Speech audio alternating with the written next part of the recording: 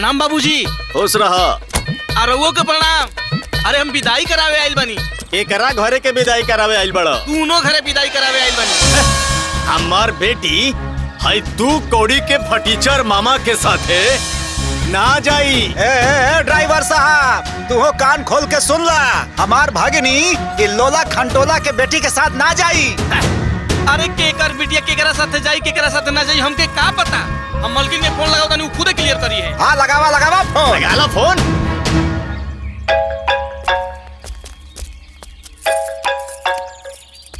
Hello का हो पटफोरन? अरे मालकिन हम यहाँ चीन पाकिस्तान के तना तनी में एकदम फंस चुकल बनी। अरे ये दोनों पार्टी एक साथ भेजे के तैयार है ना। रउआ पहले क्लियर करी केकर बेटी केकरा साथे जाई या केकरा साथे ना जाई। हाँ तक कहता उन लोगन से हैं कि बंटवारा उनकरे घरे में भयल बा, अरे हमारे घरे में नहीं भयल बा। अरे उ लोग दुगो पटदार के बेटी होकी हां, बाकी पतो हमरा ही बारी चल ना। कहता बड़कोला खानदान के झूठा लोग से हैं इज्जत से लोग विदाई कर दे ना, तो जैसे दामाद लोग लेवे ना गई ना वैसे ही गाड़ियों हम वापस करा दे। नौटंकी करे लोग जा। हां कह दे। ठीक बस समझाओ तनी रुका। देखा मालकिन कहली है कि विदाई करावे के पता करावो ना तो हम अपन गाड़ी लेके जाता नहीं। चल जालिन नहीं हरे लोगन तो उन्हा लोगन का यहाँ आवे का मन ना करत। आवे द लोगन के आवे तक कुल चर्बी निकालब लोगन का। काहे से कि हम जानता नहीं तू एकदम लापरवाह हो। ध्यान से जइहा, एक के गाड़ी में जाए के बा, डरिया मत। हाँ हाँ टाइम टाइम से दवाई खात रहिया। हाँ बाबूजी समझाए भी इनका के हम सब समझा और सुनो उज्जरत मोरा सब पे एकदम ध्यान मत दी। ठीक नु तू अपन ख्याल रखी है और अचार ना भाई संगे भेज दी है। ए मामा तू यही जा रही है जइहा मत, काहे कि माहौल कुल ठीक नहीं के यही जा। हाँ तू गाड़ी में ख्याल से जइहा, सथवे जात हो। हे भगवान जे हमर बबीता बेटी के फुसला के गलत घर में बियाह करवा देलस उनकर ध्यान रउवे राखब। अरे एगो लड़ाकिन सास के घर में बियाह करा के हमर बेटी के जिंदगी बर्बाद कर देलस रे दादा। हे भगवान रउआ के त कुल बुझाता कुल देखता नहीं। अरे जे जैसन करी ओइसन भोगी। अरे जौने घर में हम अपन बिटिया के जुत्ती न जाए दी वही घर में हमार बिटिया के बियाह करा देलक। ई सब केहू के सजा दी है भगवान। का सजा दी है चाची? तू और तोहर भाई मिलके एकल ही सास के खुटा में हमके बांध देले लो। हाँ तू तो हमार बहन होके वही कलही के घर में हमार बियाह करवा देलू। काहे ना बंधवाई? हाँ तोहर माई तोहर मामा हमनी के जैसे धोखा देले वैसे धोखा हम दे देनी, जो जैसा उसको वैसा। ए बुझिया अपन माई के चाल चलन मत सी बुझाइल। हाँ काहे हमार चाल में कौन खराबी बा? अगर तू अपन भाई के हाँ में हाँ ना मिलाऊ तो हम अपन बबीता के बियाह घर में ना करती। अरे तोरे चलते हमार बेटी उ घर में गईली। अरे जी हम ऊपर झापर देख के हो में हम मिला देनी हो। ठीक बा भीतर के जानता कि सास कैसन बा ससुर कैसन बा ये करन दिखाता ई कुल। अरे राउर बेटवा सुरेंद्र और राउर भाई देखे गइल रहलन नु। अरे उनहु के ना बुझाइल और हमरा के और हमर भाई के दोषी मत बनाओ। ठीक बा राउर बिटिया है बबीतवा असरितवा के कुल पता रहल तब सब कुछ जान के समझ के हम मिलावलस हमर सोना जैसन बिटिया के बियाह बन लायक देवर से करवा देलस। काहे तहार मर्द आनहर रहे इनका ना सास ससुर अंदर बाहर सब पता करे के चाहत रहे। देखी कैसे बोलता रही। ए भौजी अब ढेर मुंह मत खुलवाओ। हैं है तहार बेटी हमार बेटी के जीवन के साथ जवन कैले बियानु वो दुश्मन भी ना करी। ढेर ना आज जौन तोहार मेहरारू और तोहार सास जौन के लिए बियाऊ हैं केहू अपन परिवार के साथ ऐसा करेला का हो? बोला ए मामा तू तो मते बोला, तोरे से हमरा नफरते हो गइल बा। तो हमनी के कौन सा तोवन लोग से मोहब्बत हो गइल बा? बस करा चुप रह तू लोग। बहुत हो गल तोहर लोग के नाटक नौटंकी। चले के चलो ना तो अपन गाड़ी लेके चल जाई। अरे चले के बाहर चलो तनी जा भाई। हां चले सुना उन लोगों से बतियावे के कोनो जरूरत नहीं है। वो लोगन के मुंह लगन के कोनो जरूरत नहीं। कहती हम क्यों कटाव ना साहब।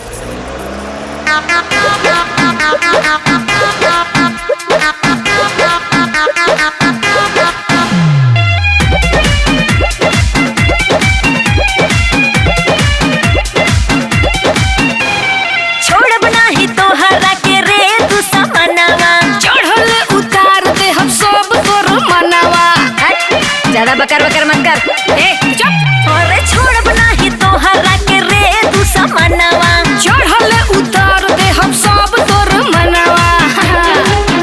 अपन पावर बता दे आ तो के पानी पिया दे बुझले। तोहरा बोलिया से माथा सनक जाता, तोहरा बोलिया से माथा सनक जाता। तोके देख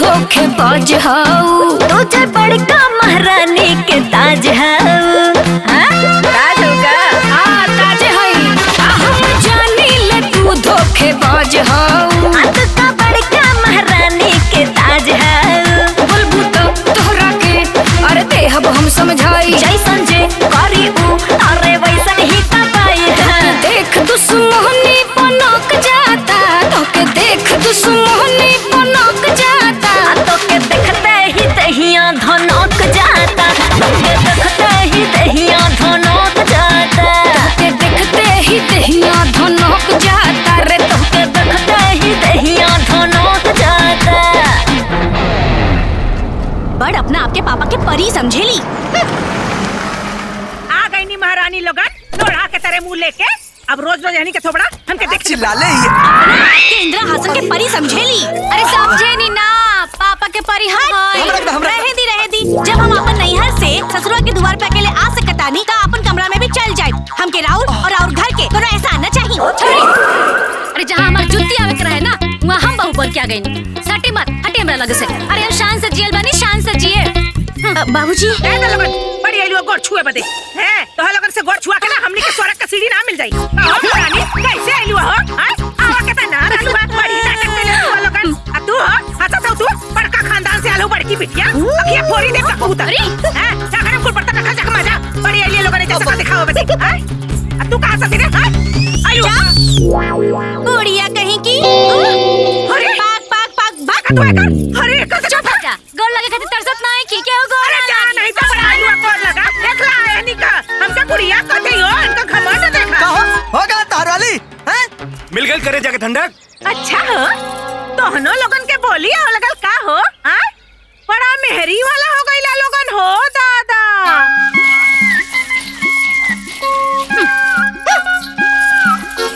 हाय देखा अब ले मसल मसल सब्जियां चिराता पता नहीं खाना कब ले बनी है भगवान। अरे हमार तो किस्मते खराब रहल है बड़का लड़का कबिया भिख मंगा खड़े हो गई और छोटका कबिया बड़बोला खड़े हो गई। अरे हम अपना माई बाप के इज्जत जोगावत रहनिया न तो ऐसा ससुराल में कब्बो ना रहती लात मार के चल जाई। हे भगवान जिन जानी हमरा साथे धोखा कैली ना हमरा साथे घात कैली ना वो ऊपर पड़ो जे हमरा पे ऊपर डाले ना ओके माटी लाग जाओ और जे हमरा के भीख मंगा कहे वो भीख मंगा हो जाओ भीख मंगा। अरे तू हमरा के भीख मंगा खा लिया अरे तो हिम्मत कैसे भइल भीख मंगा कहेगे। अरे तोहनी के तो मुंहे लगा बेकार बा निर्लज बाड़ी सन बनाओ लोगन ठुसा ये दोनों के दोनों एकदम चढ़बाकी ने बाड़ी सन। हे भगवान जी राहुल सामने ये दोनों झूठ ना बोलिया यही खातिर मोबाइल में रिकॉर्डिंग लगा के रख देत पानी। हाँ अब एकनी के मन में का बानर हमरा के कुल पता चल गई।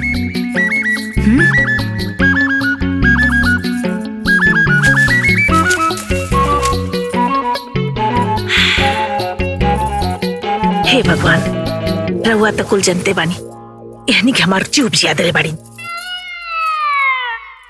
भगवान जी एकनी के उठा ली माँ दी एकनी के हम ना राउर के 21 रुपया के लड्डू चढ़ाए। हाँ भगवान जी मान जी भगवान जी।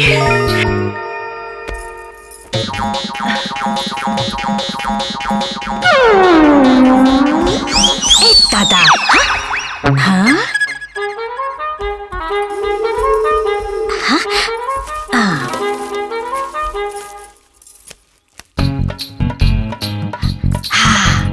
रिकॉर्डिंग तो चालू बा।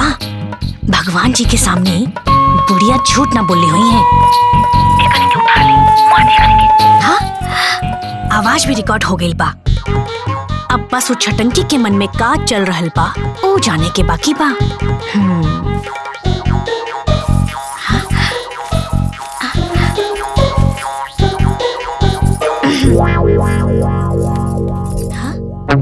देखी भगवान जी वो बुढ़िया हमरा खातिर बेल पत्र नहीं खे रखले। वो दोनों जने ना हमार दुश्मन बाड़ी सन। भगवान जी वो दोनों के उठा ली। हाँ हम ना 31 रुपया के लड्डू चढ़ाए उठा ली। हाँ हाँ कृष्णा कृष्णा।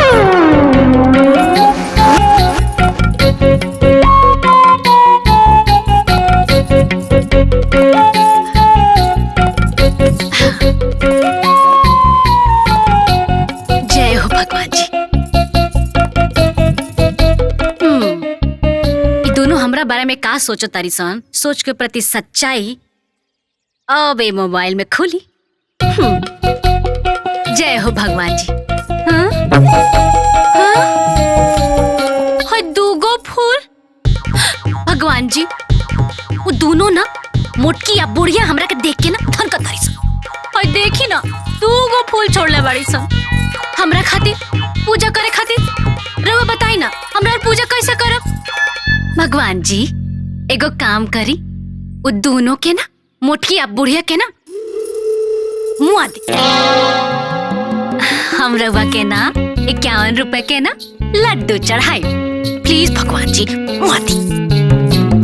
हाय सुनी अपना माई और भौजाई के करतूत। ले सुनी भगवान जी एक निके उठा ली, मुआ दे एक निके। हम रवा के ना 51 रुपए के ना लड्डू चढ़ाई। बताई जी, अरे के कर पता अपना सास के मुँह खातिर मन्नत मांगी जी। वो बोड़िया 21 रुपया के और वो छटंगी 51 रुपया के लड्डू चढ़ावा के कहा दिया। वो काहेला राउर मेहरारू के मोला पे। अरे रवा मोर दही के का है जी?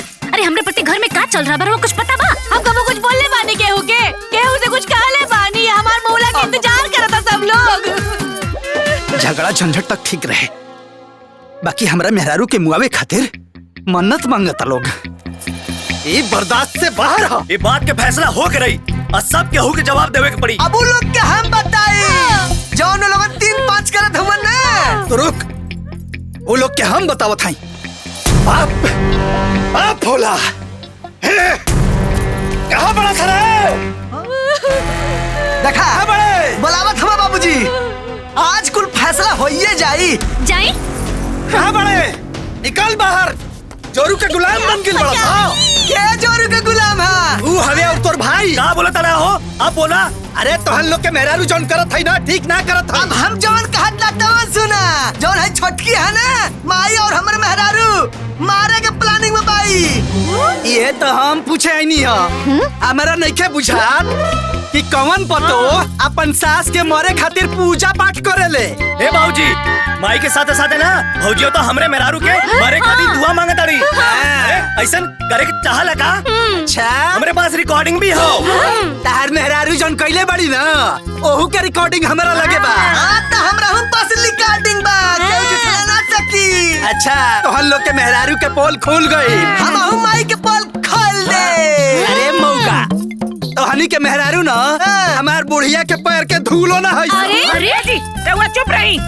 अरे पहले तो हम कुछ ना कले रहनी है, लेकिन आज खुल के कह डाली। हे भगवान जी, हे शंकर भगवान, उठा ले दोनों के, उठा ले। मुआ दे कनी के, मुआ दे।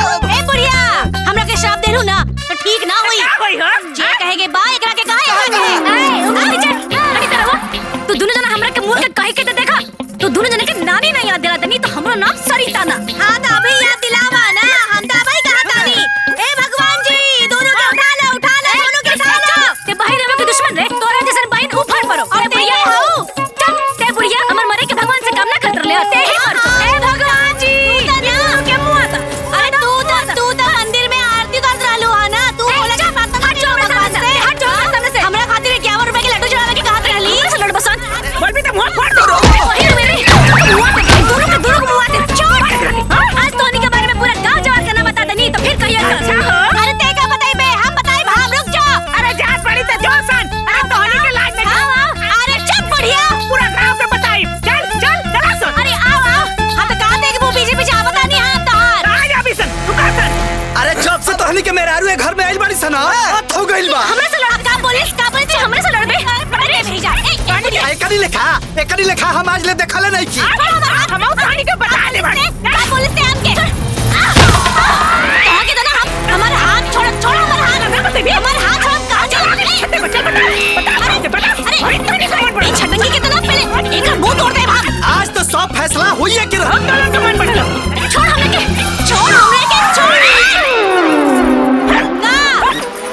ना बोले सा हमरा के मरबे ते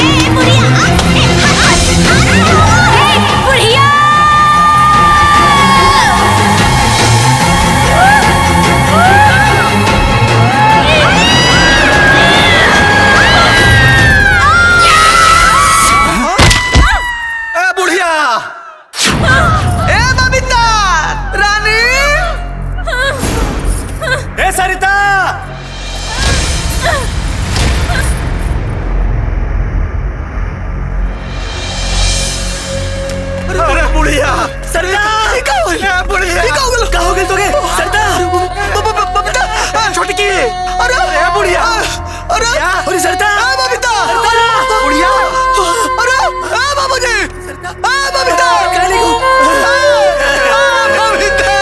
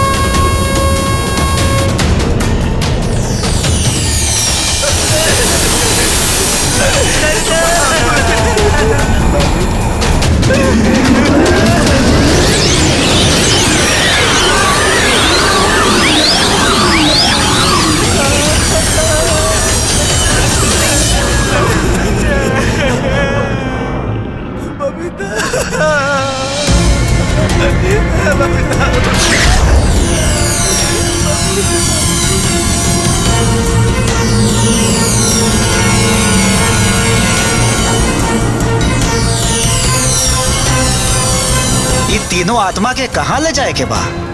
चित्रगुप्त जी के आदेशानुसार स्वर्गलोक में।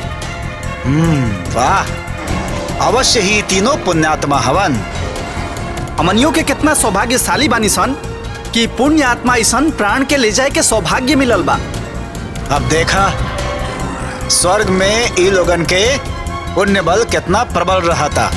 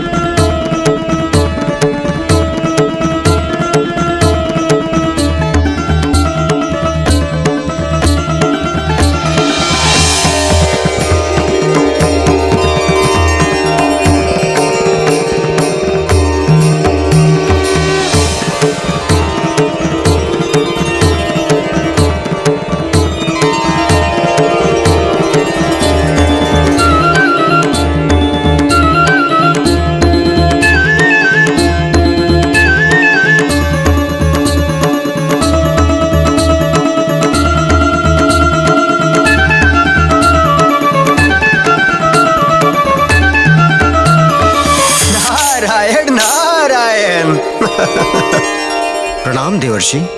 प्रणाम मुनिवर। हमार स्वर्गलोक में रउआ स्वागत बा। हम तो अपना भ्रमण मार्ग पे रहनी है, लेकिन देवराज राहुल जोनी स्वर्ग लोग बाटे ओकर अद्भुत छटा अलौकिक दृश्य हमरा के अपना और आकर्षित कर लिया। चली यही बहाने राहुल दर्शन के सौभाग्य तो प्राप्त भइल। हे देवर्षि, हमार स्वर्गलोक के बारे में रउआ के तो मालूम बा। तीनों लोक में सबसे मनमोहक हमार स्वर्गलोक बा।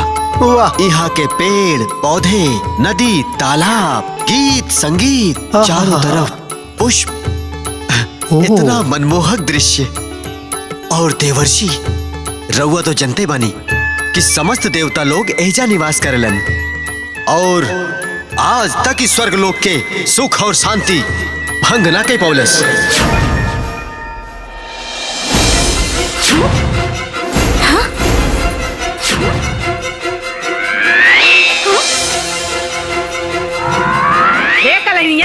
करे तोनी के हमरे घर में कौन सुख ना मिलल रे? आय बताओ सन। आय ए बुढ़िया, कौन सुख के बात करता रे? हाँ, 24 घंटा काच काच काच काच। हाँ, ना बोले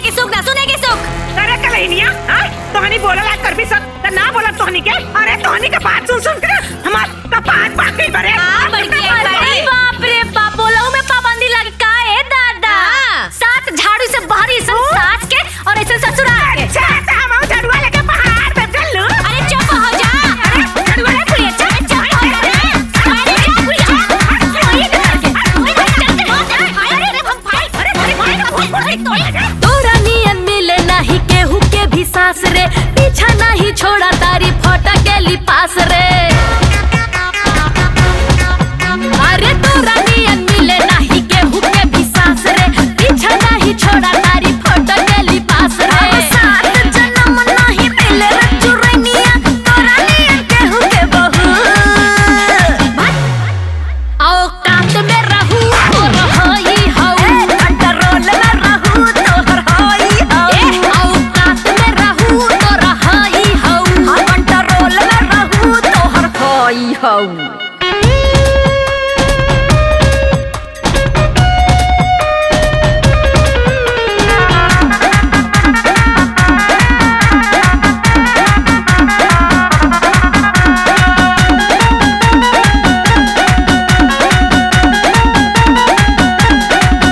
तोरा ला शरम ना बाटे, बोलिया कीड़ा जैसे काटे मोला छिनिया रे। तोहर बाप ठगो हरवा, हमर फूक देले घरवा कुला छिनिया रे। हमरा आगे आगे मुंह जाती खोला दीदा मारब की पसार जइबी। हमर धोखा से करावली पिया हवा हमार की बहार जइबी।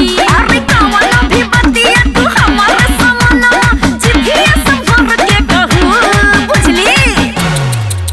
आओ काट में रहू तोर होई हऊ, कंट्रोल में रहू तोहर होई हऊ।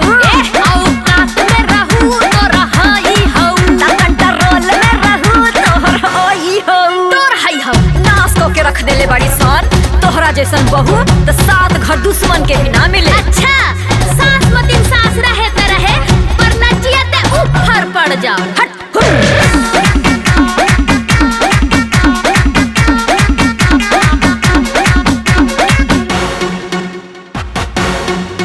ए बुड़कुपली एही खैया मारब दाब के नटैया एही छानवा। तोरा चर्बी बाटे चढ़ल, तोरा बहुते बाटे बढ़ल, सुन मनवा। इना भइली दुनो माथा के बोखरवा, बोखरवा उतार देबे रे। सुन एको छन लागी ना समैया, इहे करी निसार देबे रे। आजा दा बड़बड़ाई बिता सुनो कंटहिनिया, देह से निसार देबलहू। समाजो समाजो आओ काट में रहू तोर होई हऊ, कंट्रोल में रहू तोहर होई हऊ। आओ काट में रहू तोर होई हऊ, कंट्रोल में रहू तोहर होई हऊ होई हऊ। ऐसा लगता है कि मोर के कूट दी। ए दुष्ट आत्मा, का है सब? तू लोग यहाँ कैसे आ गई लो? हमनी के हमनी के यहाँ हमनी के कैसे? यहाँ कैसे? ई कौन जगह है? स्वर्गलोक। हाँ? स्वर्गलोक? स्वर्गलोक? हाँ, माने हमने के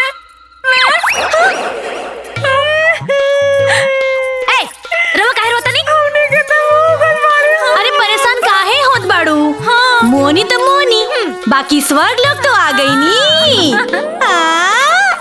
चलिए लोग कहाँ? देवराज इंद्र के समक्ष।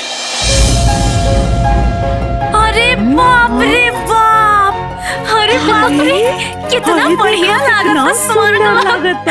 अरे बाप रे। हाँ ये लोग क्या? देवराज इंद्र पधार रहल बानी। इंद्रदेव जी साकारं भुजगशयनं पद्मनाभं सुरेशं विश्वाकारं गगनसदृशं मेघवर्णं शुभांगं।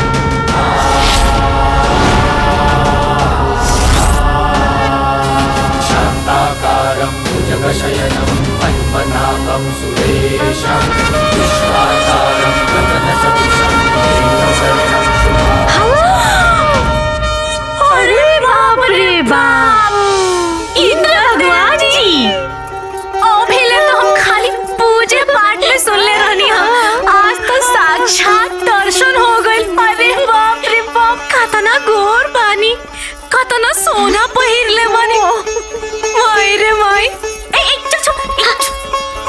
प्रणाम इंद्रदेव। अरे बाप रे बाप, खाली है ऊपर से नीचे तक सोने हो दादा। अरे बाप रे बाप। इंद्रदेव जी, इंद्रदेव जी, इंद्रदेव जी, प्रणाम इंद्रदेव जी।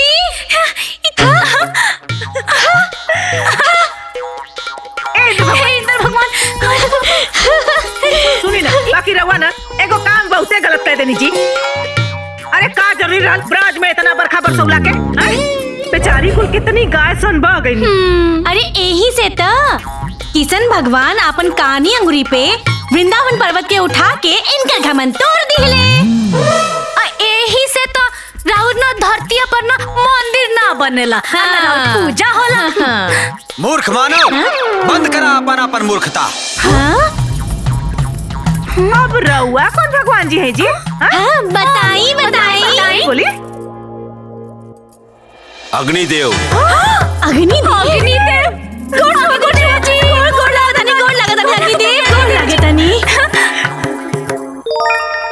अग्निदेव, रउआ इतना खिसियात काहे बनी जी? अच्छा रउआ बताई, काहे में इंद्र भगवान की गलती बा कि ना बा? बोली। अब काहे चकपका गई नी जी? बोली बोली। हाँ। के हाउ तू लोग? अरे रउआ कौन भगवान जी है जी? बताई बताई। हाँ बोली बोली। वरुण देव। अरे पानिया वाला भगवान जी। गोड़ लगा। जानता नहीं वरुण देव, हाई दोनों कमीनी सन ना हमार पतो सन। हाँ। आई बुढ़िया, हमनी के साथ हई। मृत्यु लोक में सास और बहू के रिश्ता ऐसने होखे लगा। अरे इंद्र देव, अरे नीमन रिश्ता खातिर ओ लायक पतो होता होके के चाहिए। सासो तो होए के चाहिए। अरे हाय देखा हो, अरे कितनी सुंदर बाड़ी जा हो। अरे रंभा जी, उर्वशी जी, मेनका जी, अरे बहुत सुंदर बाड़ू लोग हो। देखा सा। अरे कितनी सुंदर बाड़ी लोगन। खाली लिपस्टिक पोत लेला से क्यों सुंदर ना हो जाला? ये लोग सुंदर बात का हमरा माता के खेल निकाली लोग। अरे सुंदर वालो तो अपना घरे रहो लोग, हमनियों के ना अपना बजट में सुंदर है मानी जा। तब का तो उन्हीं लोगन के हर बात में आपस में लड़ाई, ये उपद्रव का है? अरे इंद्र भगवान जानता नहीं। अरे रउआ सुने ना तो जैसे हमार कपार हिल गइल बा, रउरो हिल जाई है। तो सुनाई ना। तुझे सुनाई और सुनी। देख लही भगवान जी, देख लही। अरे हमरा बोले से पहले यानी के करजा में आग लग गई है। और हाई बड़की के तो पूरा खानदान एक नंबर के छोटा। अरे हमार बेटा के ब्याह में 4 तोला के सिकड़ी तय रहे। जानता नहीं इंद्र भगवान, ये हवा होता है कुछ पलट के गई ना। हे भगवान, ये बुढ़िया तो झूठ बोले के कारखाना हो गई बाड़ी, सिकड़ी तय ना रहे। अच्छा तते इंद्र भगवान का क्रिया खा के तो कहते रहे हो क्रिया? खाली इंद्र भगवान के ना, पूरा देवता लोग के क्रिया खा के कहा तानी कि सिकड़ी तय ना रहे। ए बुढ़िया, ना तो हमार माँ इतना कुछ देले बाड़ी, एक सिकड़ी ना देती। बता इंद्र भगवान जी, अरे कमीनी के मामा हमार बियाह बुढ़िया के घर में करा के हमार जिंदगी बर्बाद कर देला है। ए इंद्र भगवान, ये हमार बहन होके हमरा मामा के बदला हमरा से लेहलस ई बुढ़िया के घर में बियाह करा के। ना तो हम ए बुढ़िया के घर में कब बियाह करके ना आईती, हमर जूती आई।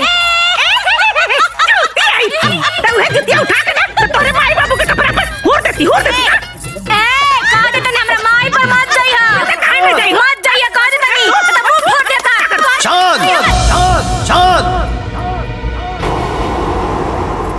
हमरा के ई ना समझ में आवता कि तोहनी लोगन के स्वर्ग लोक में आगमन कैसे भइल? अरे इंद्र देव, अरे हमनी के तो इंसान बानी जा। इतना रहुए ना बताए कि हमनी के एजा कैसे आनी जा। ऐसा दानव प्रवृत्ति आत्मा स्वर्ग लोक में रहे के लायक नहीं खे। यमदेव के हमरा समक्ष उपस्थित कैल जाओ।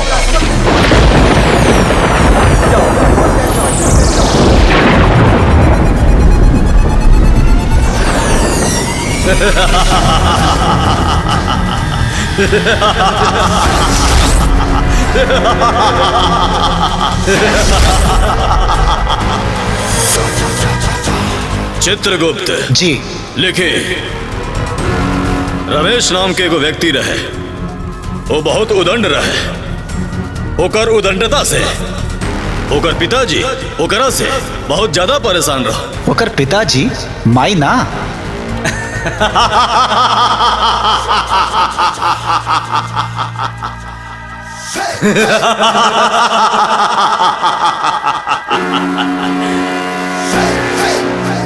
चित्रगुप्त, तू तो कितना बड़ा नटखट बड़ा।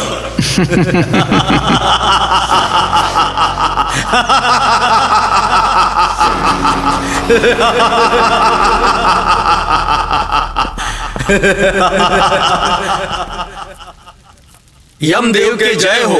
यमलोक में तुहार स्वागत बा मातली जी। बहुत बहुत धन्यवाद यमदेव जी। एजा आवे के प्रयोजन बतावा। देवराज इंद्र जी रुआ के यथाशीघ्र बुलावले बानी प्रभु। देवराज के बुलावा यमदेव के?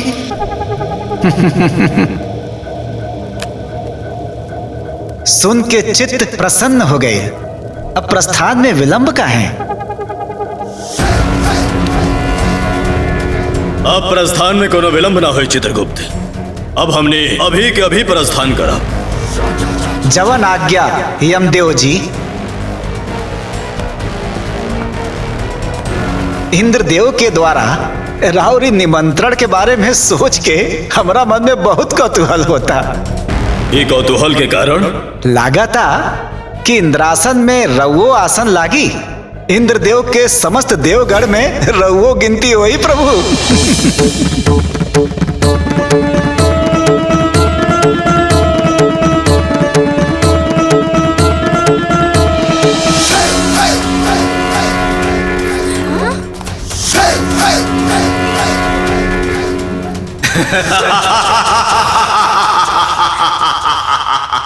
यम है हम।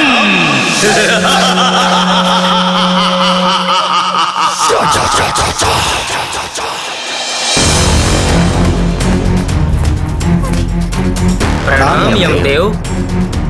देवराज इंद्र के प्रणाम।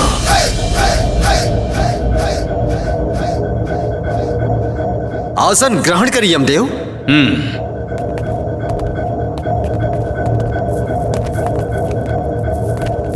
देवराज इंद्र, हमारा के देवलोक में बुलावे के कारण हमरा स्वर्ग लोक में विपदा पड़ल बा यमदेव। विपदा?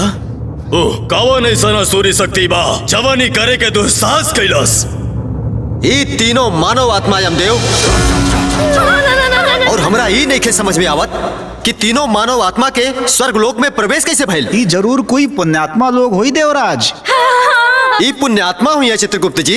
जब से ये लोग स्वर्गलोक में प्रवेश कैले बा तब से पूरा स्वर्गलोक में उथल पुथल मच गई बा। चारों तरफ अशांति फैल गई बा। ना यमराज जी, एमे हमार कौनो दोस्त नहीं के। हम सच कहता नहीं। एमे कोई दोस्त ना। हाय दोनों कलहिन के बा।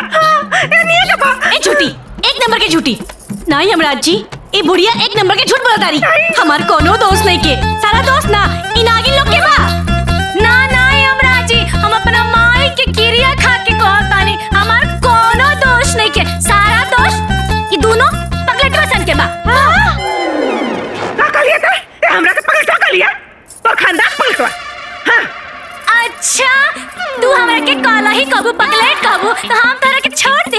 हम ना कहब, हमहू कहब। हां, तो लड़ाकी लोग के सुगा गाय नानु कहाई। अरे बाप रे बाप, चलानी हसे सुपावा के जेकर में खुद 32 गो छेद बा।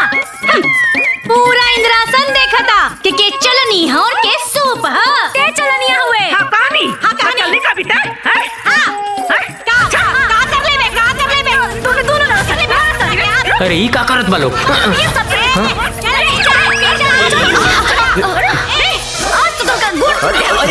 अरे सब कहाँ है बा? अरे रुका इन लोग के। अरे ई का हो रहा बा? अरे कोई रोका इन लोग के। नारायण नारायण। देवराज, आपके स्वर्ग लोक में तो अत्यधिक शांति बाटे।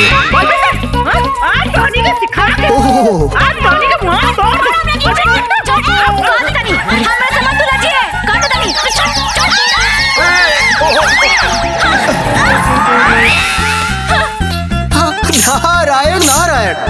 यमराज ये सब का हो रहल बा?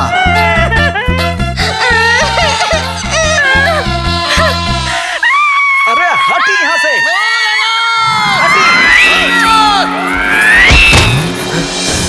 दुष्ट मानव, तोहनी लोगन के स्थान स्वर्ग लोक में नहीं क्या हो सका।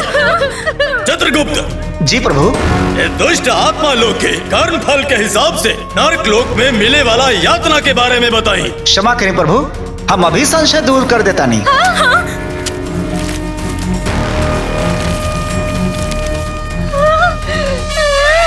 लेखा मिल गई प्रभु। कर्म फल के हिसाब से इन लोगन के स्थान नरक में बा। इन लोगन के यहाँ आगमन कैसे हो गए चित्रगुप्त जी? भूलवश देव। यथाशीघ्र तीनों के नरक लोक में भेज दिया जाए। दुष्ट आत्मा के कर्म फल के हिसाब से नरक लोक में मिले वाला यातना देख के बताएं। जी प्रभु। प्रथम आत्मा राशि नाम चमेली, पुकार नाम सुथनी देवी, संबंध सास, कर्म फल के सूची, दोनों बहू के सतावल, मन में दोनों के प्रति दुर्भावना राखल, स्वभाव में कर्कशा, विचार निम्न कोटि के, इनकरा के अत्यंत गरम तेल में तले के यातना दिलाई।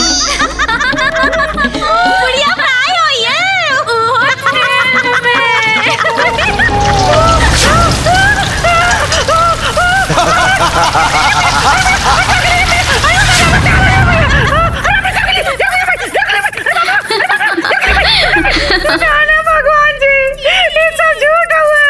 हम क्यों के नहीं कर सतावले बाड़ी? नहीं, झूठ बोलत दिया। हमरा के बहुत सतावले बाड़ी, हमरा माई के बहुत गरियोले बाड़ी। हाँ यमराज जी, ई झूठ बोलत तारी। हमरो के सतावले बाड़ी, हमरो के गरियोले बाड़ी। बुढ़िया अरे कमीली, तेरे घर को बिता। देखी सुनी, फिर से घर की गरियाना तारी, कमीनी कहा तारी। देखी ना भगवान जी, अरे इसको हमारे संगे अन्याय होता। वो जो हमारे धरती पर जा साहब पड़े ना, वो बिना सबूत के सजा ना देवेला। तो ये चित्रगुप्त जी, रउआ जो सब बन के सजा सुनाओ तानी ना, रउआ लगे का सबूत बा कि हमें यानी के सतावले बाड़ी?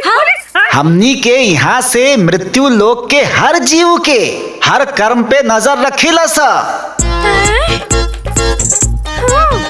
नजर रखिला? कैमरा लगौले बाड़ी का? ई का होता?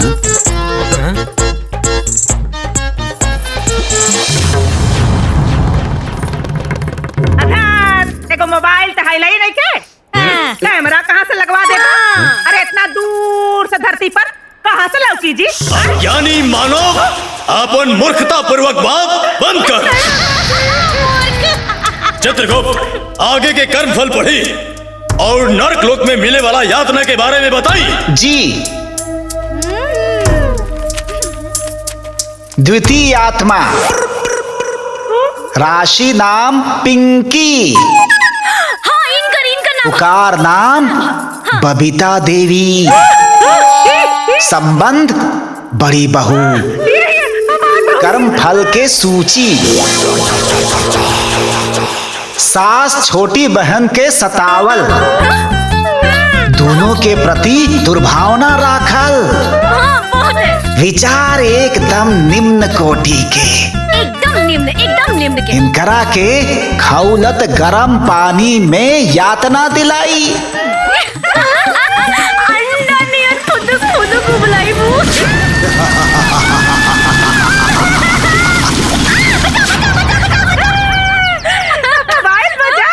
आयल मजा अंडा नियन।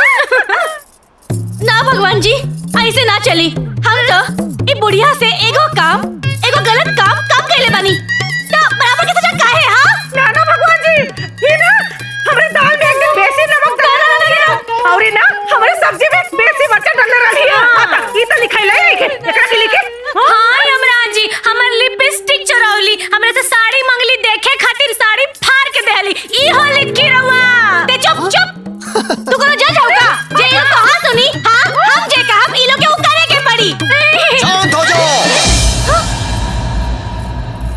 जीवन के कर्म के लेखा जोखा रखे के उत्तरदायित्व सिर्फ चित्रगुप्त जी के हाँ। तू लोग निर्णय नहीं के ले सकत। तो ठीक बा, रउआ हमरा खातिर एगो वकील बुला दी। अब उहे हमरा तरफ से बहस करी। असंभव। चित्रगुप्त जी अमदेव। अगला यातना के कर्म फल के हिसाब से ओके नरक लोक के यातना बताई। जी प्रभु। तृतीय आत्मा, राशि नाम सुगनी, पुकार नाम सरिता देवी, संबंध छोटी बहू, कर्म फल के सूची सास और बड़ी बहन के साथ दुर्व्यवहार, अति घमंड, मन में दुर्भावना, विचार अति निम्न, ए जीवात्मा के जिंदा आग पर भूने के यातना दिलाई।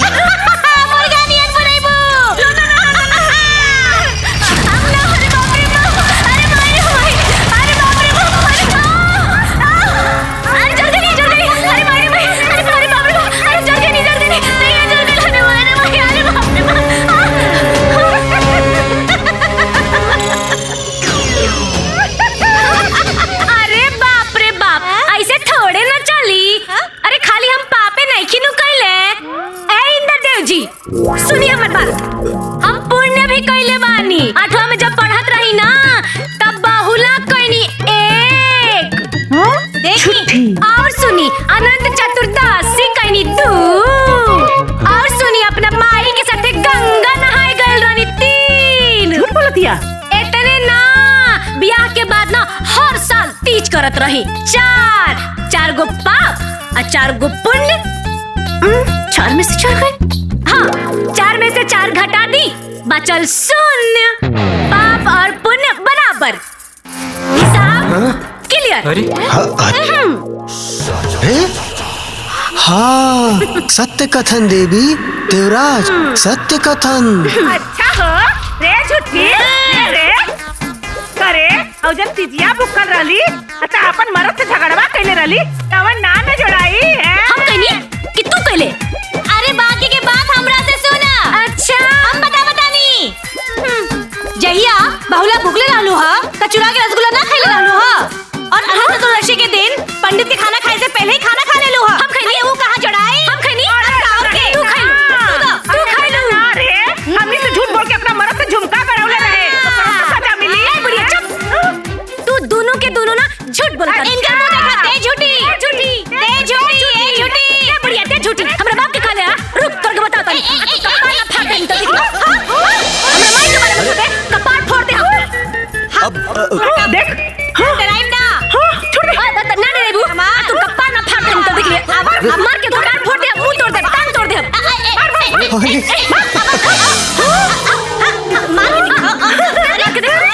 अरे का हो रहल बा? अरे के रोकी इनके।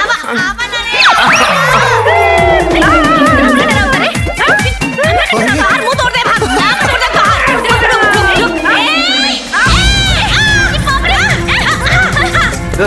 ते हमरा कमर पे मार के मुआये दे। ते आओ अरे ते आवा ना। काले ऊपर ये है तो लगन का हे वरुण दे हटा हम चढ़ हटा। अरे आवा ना।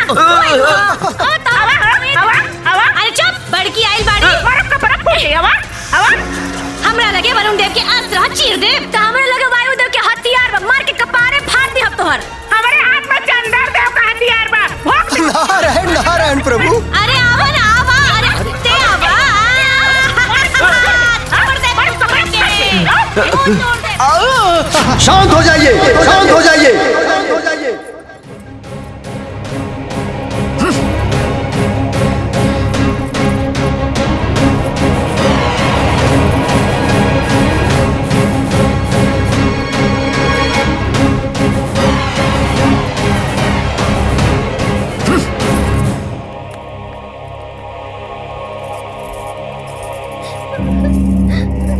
तोहनी के कारण भइल है ई सब। तोहनी के कारण बंदी बना लाई लोग के।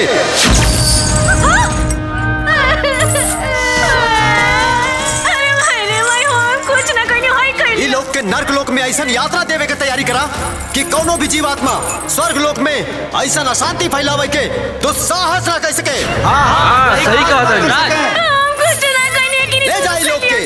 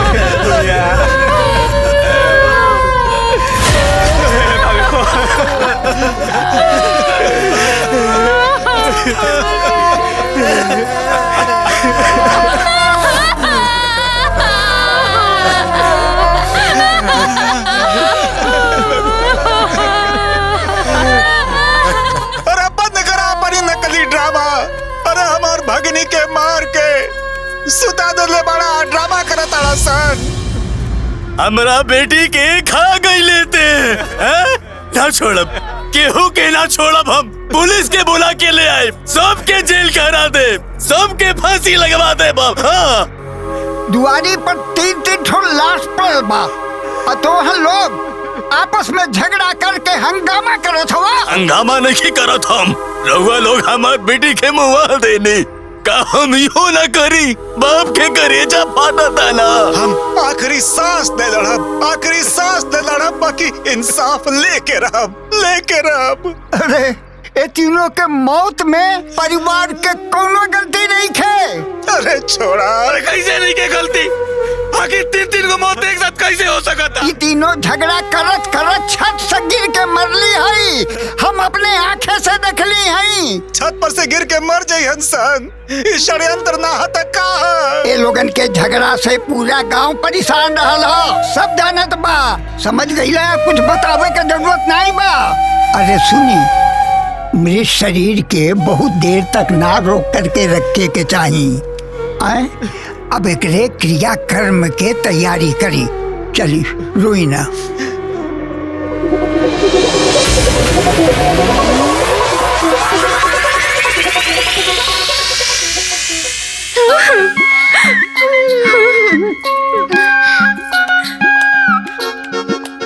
ए अम्मा, अम्मा,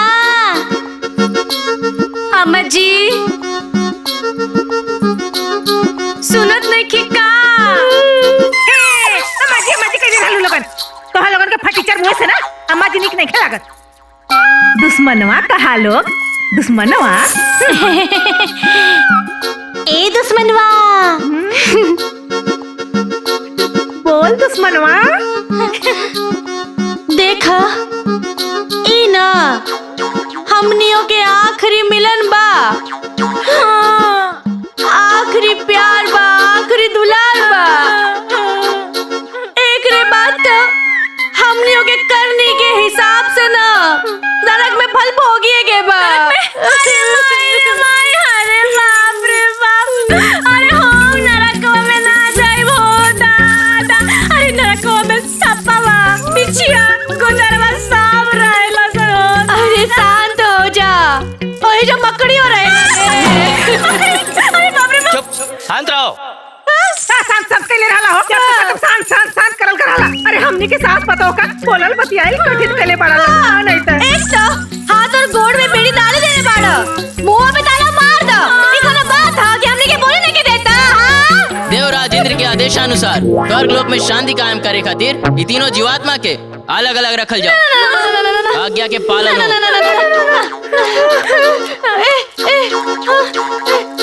ए दुश्मनवा, बोल दुश्मन। अरे भाई हमनी के अपना में एकता बना के नु रखे के बा। अगर ये हमनी के सास बहू के अलग अलग कर दिया सन तो हमनी के सास बहू के पार्टी कमजोर ना हो जाए। ऐसे कहता नहीं माफी मांग लेवे के। हे स्वर्ग लोक के देवता महादेवता लोग हमनी के चिलम चिल्ली ना करब राई मां शरणागतम।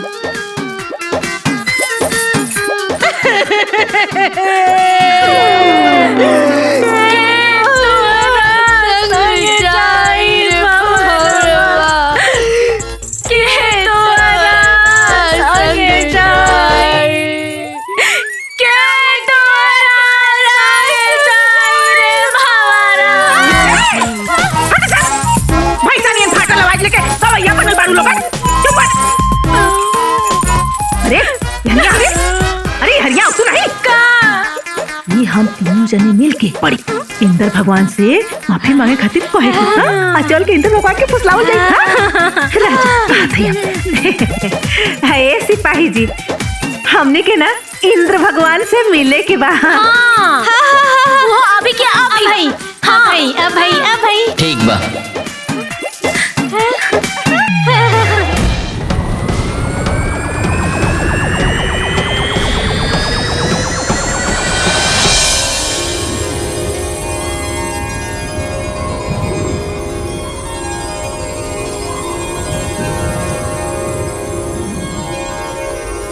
चलो बाप रे बाप। प्रणाम।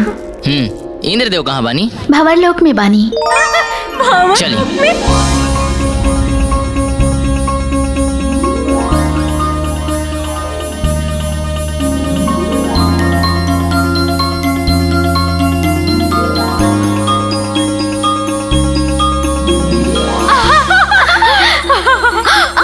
प्रभु वो देखी।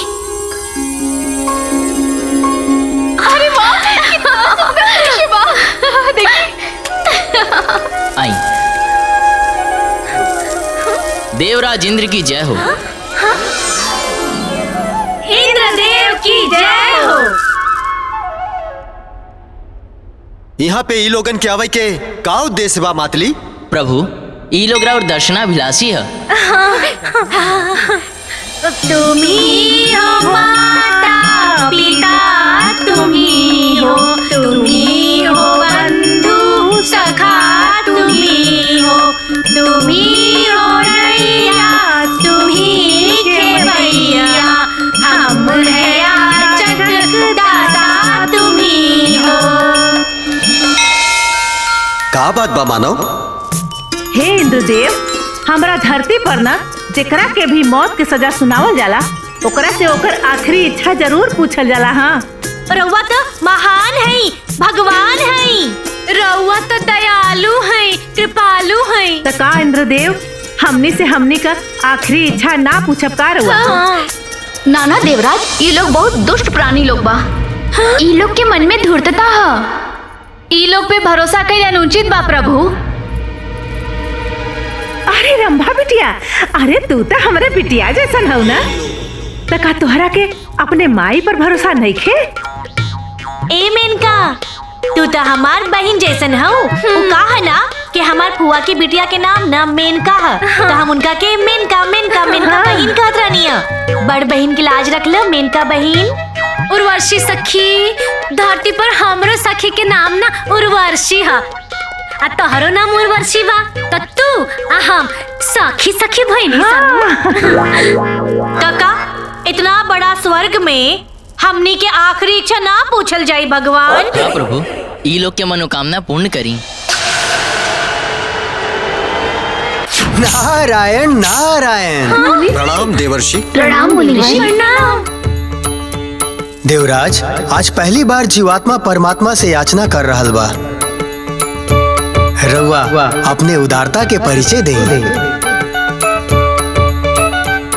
तोहनी लोगन की आखिरी इच्छा का बा मानव? बोल प्रभु हमने के आखिर तो नरक में जाही के बा, तो एक बार बस एक बार ना इस स्वर्ग के ना सुख दे दी। हाँ प्रभु स्वर्ग के सुख दे दी ना। ये तीनों जीवात्मा के नर्क गमन से पहले ये बंधन से मुक्त करके स्वर्ग के सुख देवल जाओ। जो आ गया देवराज। नारायण नारायण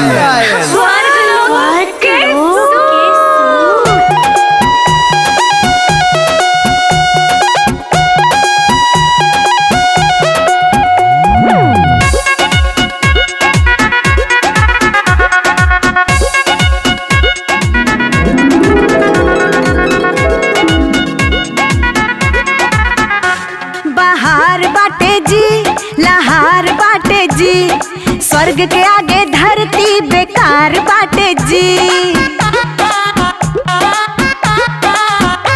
बाहर बाटे जी, लहार बाटे जी। अरे स्वर्ग के आगे धरती बेकार बाटे जी। ऐसा सूझी देखी तनी है भी अति स्वागत। तीनों अप्सरा लोग हमने के स्वागत में लागल ता। लूटी लूटी ऐसा सूझी, लूटी लूटी ऐसा सूझी है स्वर्ग वाला मजा। लूटी लूटी ऐसा सूझी है स्वर्ग वाला मजा।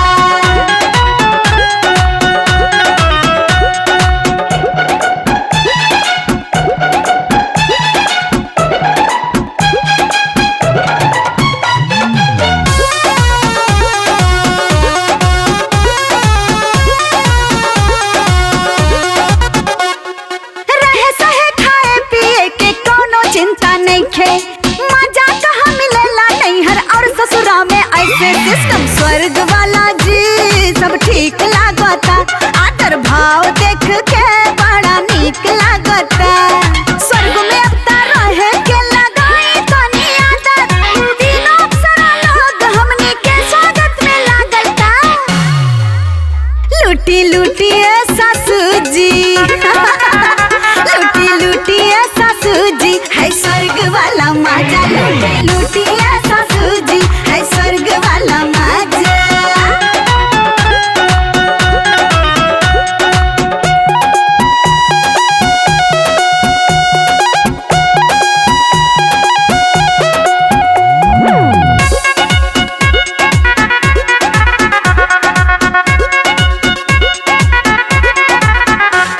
अरे बम्बई जाई, गोवा जाई, चाहे जाई दिल्ली।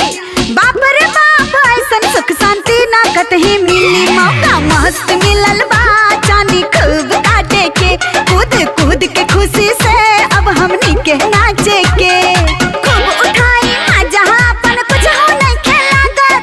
तीनों अप्सरा लोग हमनी के स्वागत में लागल ता। लूटी लूटी ऐसा सूझी, लूटी लूटी लूटी लूटी ऐसा सूझी है स्वर्ग वाला मजा। लूटी लूटी ऐसा सूझी है स्वर्ग वाला मजा।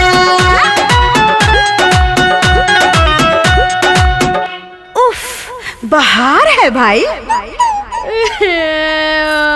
अरे मोरी मैया रे।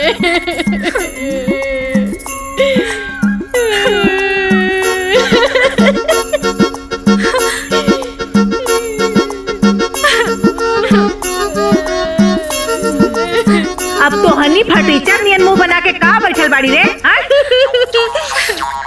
हमके गरम पानी में नहीं के उबले के। और तेरे हमके मुर्गा नियन फराई नहीं के होके के।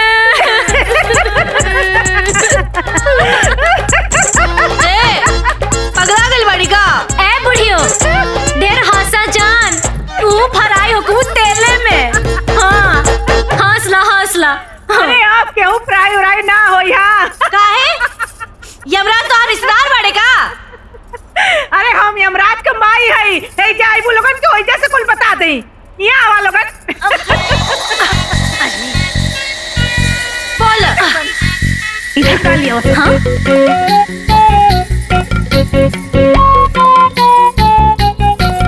है ना। नहीं चलेगी नहीं चलेगी। हट जाओ। ठहरिए।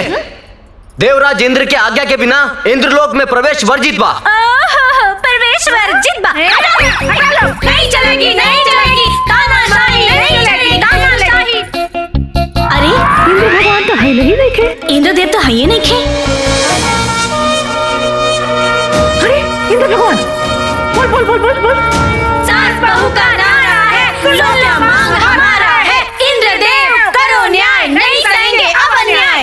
अभी हंगामा काहे होता? ऐसे कि स्वर्ग लोक पे हमनी के साथे अन्याय होता। नहीं सहेंगे, नहीं सहेंगे, नहीं सहेंगे, नहीं सहेंगे। स्वर्ग लोक में अन्याय असंभव। तोहनी लोगन के तो नर्क लोक में होके के चाहिए। काहे जी?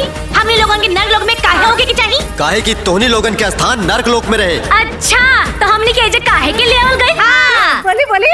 ये चित्रगुप्त जी के त्रुटि से भइल बा। बनी रहुआ असली पॉइंट पे। तो जब गलती चित्रगुप्त जी के बा, तो हमनी के सजा काहे मिली? बोली बोली। हम तीनों जने सोच विचार करके फैसला कैले हई कि हमनी के नर्क लोक नहीं जाए के। नहीं सहेंगे, नहीं सहेंगे। अब अन्याय नहीं सहेंगे। जिसकी गलती उसे सजा दो। चित्रगुप्त को जेल भिजवा दो। हम जीवों को नहीं सताओ। चित्रगुप्त को शीघ्र हटाओ। ये अनुचित है।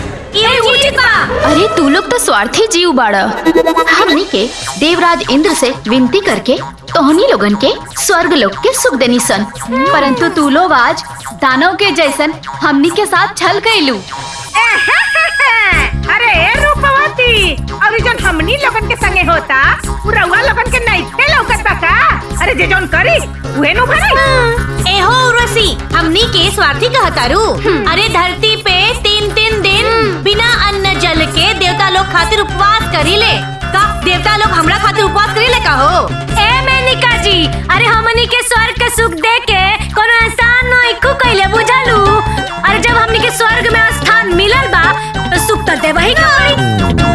अरे इंद्रदेव जी, ये न्याय और अन्याय के बीच का लड़ाई हो। ये सब तो असत्य के बीच की लड़ाई हो। जब तक हमनी के न्याय ना मिली, झगड़ा जारी रही।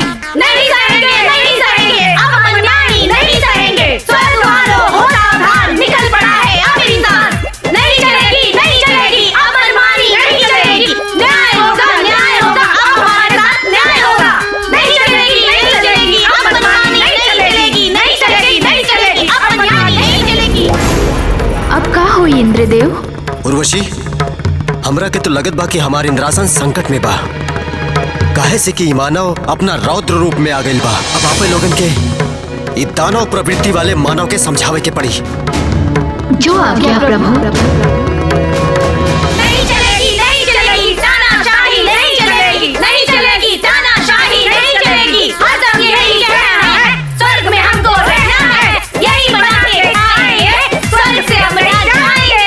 सास और बहू की जोड़ी अब नहीं जाएगी कोई। हे देवी, हमनी के इंद्रदेव से ई आदेश मिलल बा तोहरा लोगन के मन स्थिति जाने के।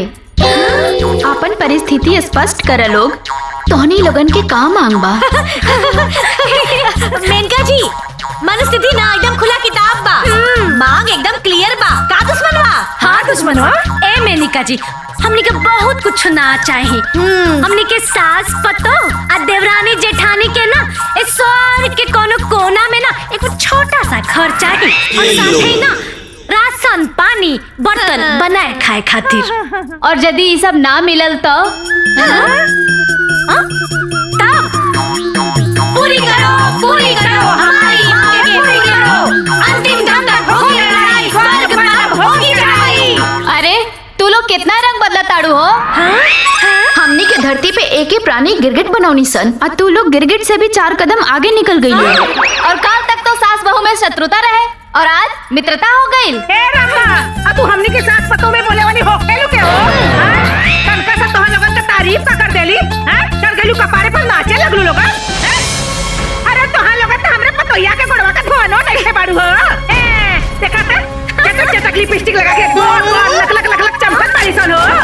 हैं? अरे तोहन लोगन के गतिया पर ना हमरे पतोहियन के बैठे के चाहिए। लाखों में एक बाड़ी हमार बहुरानी लोगन। बड़ी ऐली नाते।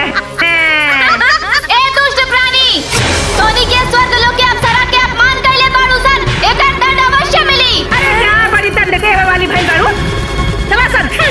पूरी करो हमारी मांगे पूरी करो। पूरी करो हमारी मांगे करो। शांत देवियों शांत। अपना क्रोध पे काबू रखा लोग। ना इंद्रदेव, ई मृत्यु लोक के तुक्ष जीवन आत्मा स्वर्ग के अप्सरा के अपमान कइले बाड़ी सन, अपन हर धर्म के चरम सीमा पार कइले बाड़ी सन। ई अपमान के घूंट पी के अब हमनी के एक पल भी इंद्रलोक में नहीं रह सकत। हाँ देवियों, तोहनी लोगन के अनुपस्थिति से ई इंद्रलोक एकदम सूना हो जाई। अपना मन से इस साधारण मानव के प्रति ये दुर्भावना त्याग डालो। असंभव इंद्रदेव, जब ले निर्लज्ज प्राणी स्वर्ग लोक में रहिए सन, हमने ये स्वर्ग लोक के त्याग करनी सन। डैडी, डैडी हमारी बात सुनी। इंद्रलोक में बहुत बड़ा संकट आइल बा, ठहर जाए लोग। पहले तो स्वर्ग लोक पर केवल दानों से भय रहा, अब तो मानव से भी भय हो गई बा। नहीं चलेगी, नहीं चलेगी तानाशाही, नहीं चलेगी, नहीं चलेगी, नहीं चलेगी तानाशाही, नहीं चलेगी। रुका लो। काहे रुकवा लगन हो? यम लोग है, यम लोग। हाँ तो हम का कहने की हमार नहीं हर है। हमके यमराज जी से बात करेगा। हटो लोग, दुश्मन पार्टी लोग आगे बढ़ो। नहीं चलेगी, नहीं चलेगी, गुंडागर्दी नहीं चलेगी। नहीं चलेगी, नहीं चलेगी, नहीं चलेगी, अपमानी नहीं चलेगी, नहीं चलेगी, नहीं चलेगी, गुंडागर्दी नहीं चलेगी। ये जुर्म है, ये अत्याचार है, ये कैसी सरकार है। अरे मूर्ख मानव लोग, इतना भी नहीं खिजानत कि यमलोक में मानव के प्रवेश वर्जित बा। अच्छा जी, काहे वर्जित बाजी? हाँ, रउआ लोगन के जब मन होला तबे हमरे धरती लोग पे टपक पड़ी लजा। हाँ, तो हमनी के काहे नहीं किया सके जा? बोली बोली। हाँ, इतना नियम कानून बा, तो काहे ना बाहर ये बोर्ड लगवाते हैं निहा कि अंदर आना माना बा। यमराज जी, सबसे पहले ना ये चित्रगुप्त जी के हटाई। वो कहा कि तारा लफड़ा के जड़ बा ना, ये रानी और सगरो काम ना इनका वजह से ही गड़बड़ाइल बा। चित्रगुप्त जी, गद्दी छोड़ो, गद्दी छोड़ो, गद्दी छोड़ो, गद्दी छोड़ो। चित्रगुप्त जी, इस्तीफा दो, इस्तीफा दो, इस्तीफा दो, इस्तीफा दो, इस्तीफा दो। चित्रगुप्त को रिटायर करो, रिटायर करो, रिटायर करो, रिटायर करो, रिटायर करो, रिटायर। अब अगर तू लोग और हुड़दंग मचैलू तो तोहनी के नरक के कठोर से कठोर यातना दिहल जाई।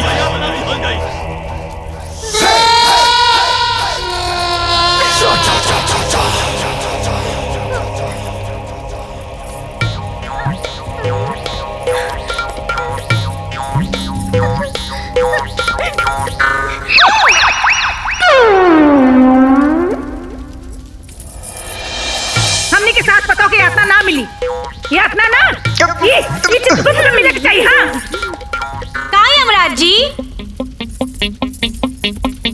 हाँ, गांधी जी के बारे में तो सुन ले है ना, जैसे ऊ अंग्रेज लोग के लाइन पे लाके रख दिले, वैसे हमनी सास पतोह देवरानी जेठानी मिलके देवता लोग के लाइन पे लाके रख दे।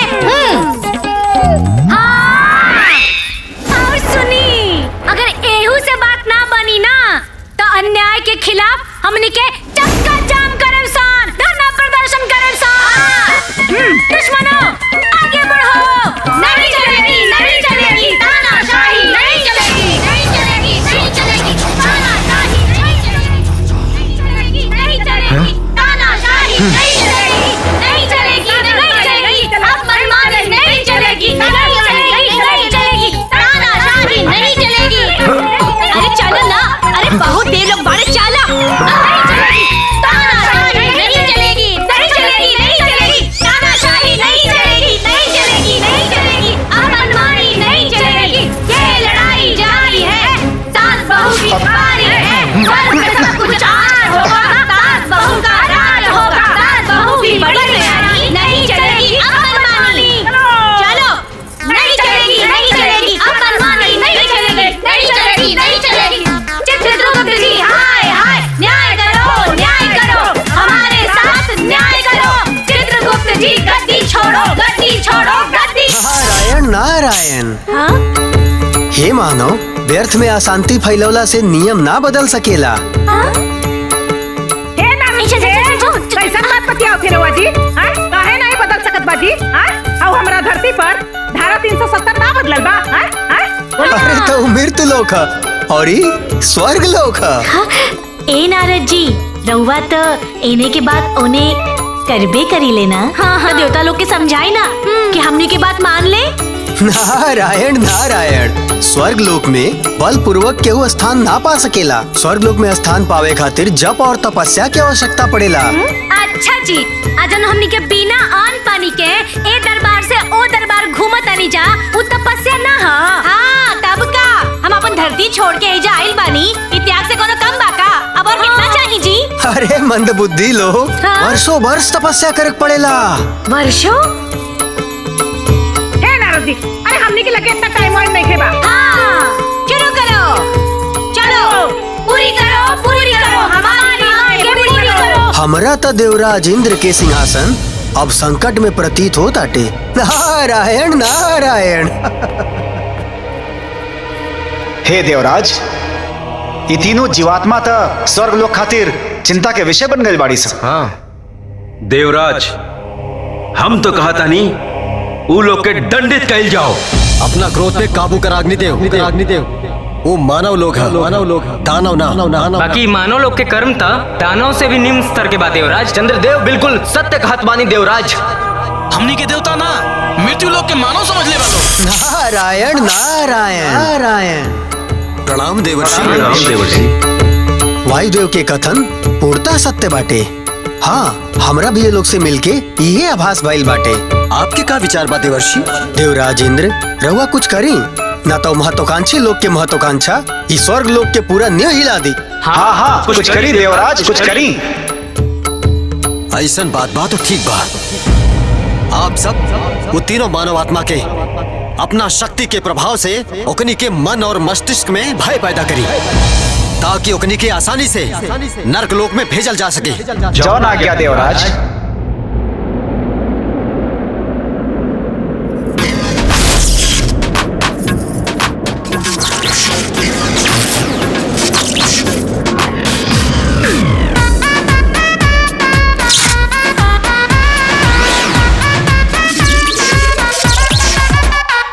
के स्वर्ग में खूबे दंगा लेके देवता लोग से पंगा। के स्वर्ग में खूबे दंगा लेके देवता लोग से पंगा। आफत में बाजान बालोग बुरा हाल में। अरे सास बहू फंस गई, अरे सास बहू फंस गई देवता लोग के चाल में। अरे सास बहू फंस गइल देवता लोग के चाल में।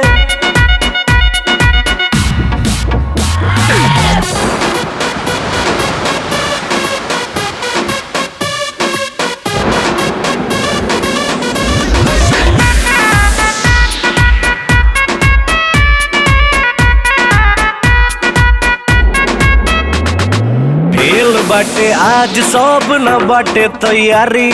सास बहू के ऊपर आज देवता लोग बा भारी। स्वर्ग लोग पड़ गइल फड़ा में। सास बहू बाटे लोग खतरा में। लागल सब देवता लोग कमाल में धमाल में। अरे सास बहू फंस गइल अरे सास बहू फंस गइल देवता लोग के चाल में। सास बहू फंस गइल देवता लोग के चाल में। ए सासू जी, अरे बोल पतोहिया बोल। देवता लोग बाजी मारी का, सास पतोहिया अब हारी का। अरे ना रे पतोहिया, ई बात पूरा स्वर्ग लोक पर चार होई। आ सास पतोह से देवता लोग के हार होई। कैसे जी ओ कैसे जी?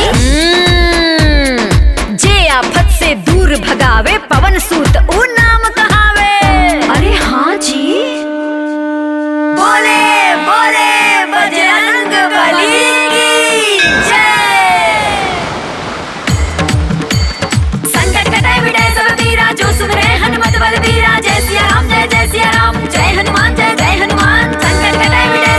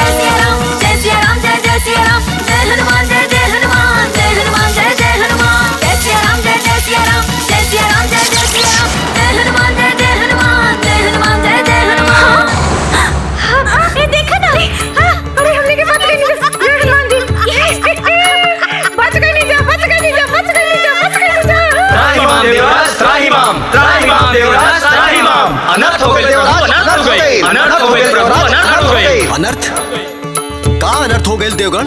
कदाचित जौन संभव ना रहे वो संभव हो गए देवराज। अर्थात वो दोनों साधारण मानव नहीं थे प्रभु। ये कैसे प्रतीत भइल? हमनी के शक्ति के प्रभाव भी वो सब पे असफल हो गई। कहीं ओकनी के लगे असुरी शक्ति तो नहीं थे। नारायण नारायण। प्रणाम देवर्षि। देवराज इंद्र, अत्यधिक चिंता के की आवश्यकता नहीं थे।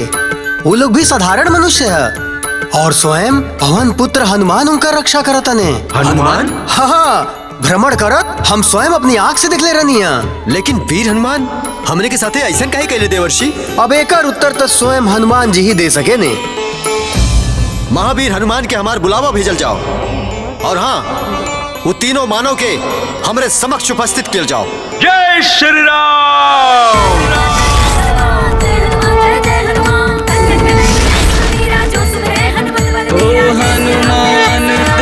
साक्षात हनुमान जी। हनुमान जी गोर लागतानी हनुमान जी।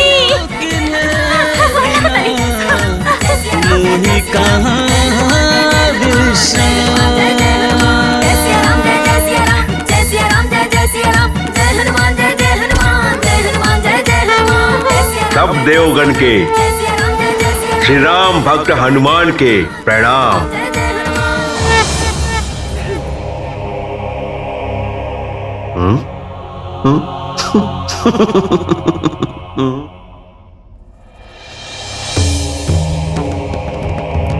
हमरा इंद्रलोक बुलाए के आश्रय प्रभु।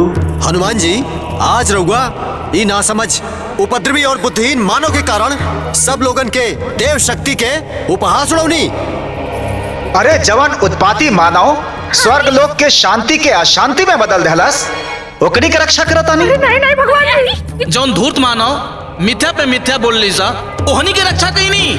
जौन उदंड मानव हमनी देवगण के मूर्ख समझे के भूल कैली, ओखनी के रक्षा कहीं नहीं। जौन भ्रष्ट बुद्धि स्वर्ग लोक में उपद्रव मचैली सन, ओकनी के रक्षा कहीं नहीं। जौन कर्महीन मानव स्वर्ग लोक के नर्क लोक में बदले के कोशिश कैलक, ओकनी के रक्षा कहीं नहीं। हनुमान जी, ये तीनों उपद्रवी हमार गदा हमार यमफास के स्पर्श करके उपद्रव मचौली। रहुआ ओकर रक्षा करता नहीं। मनुष्य होके स्वर्ग लोक में अप्सरा के अपमान करनी सर। अरे ऐसा दुष्ट आत्मा के तो रहुआ के दंडित करे के चाहिए। दंडित करे के चाहिए, दंडित करे के चाहिए। बोला ना कुछ, बोला ना। अरे नहीं हनुमान जी। अच्छा जी, अब हम पूछनी है। रउआ सबे पार्टी बना के हमनी के खिलाफ हमारे हनुमान जी के भड़कावत बानी जा।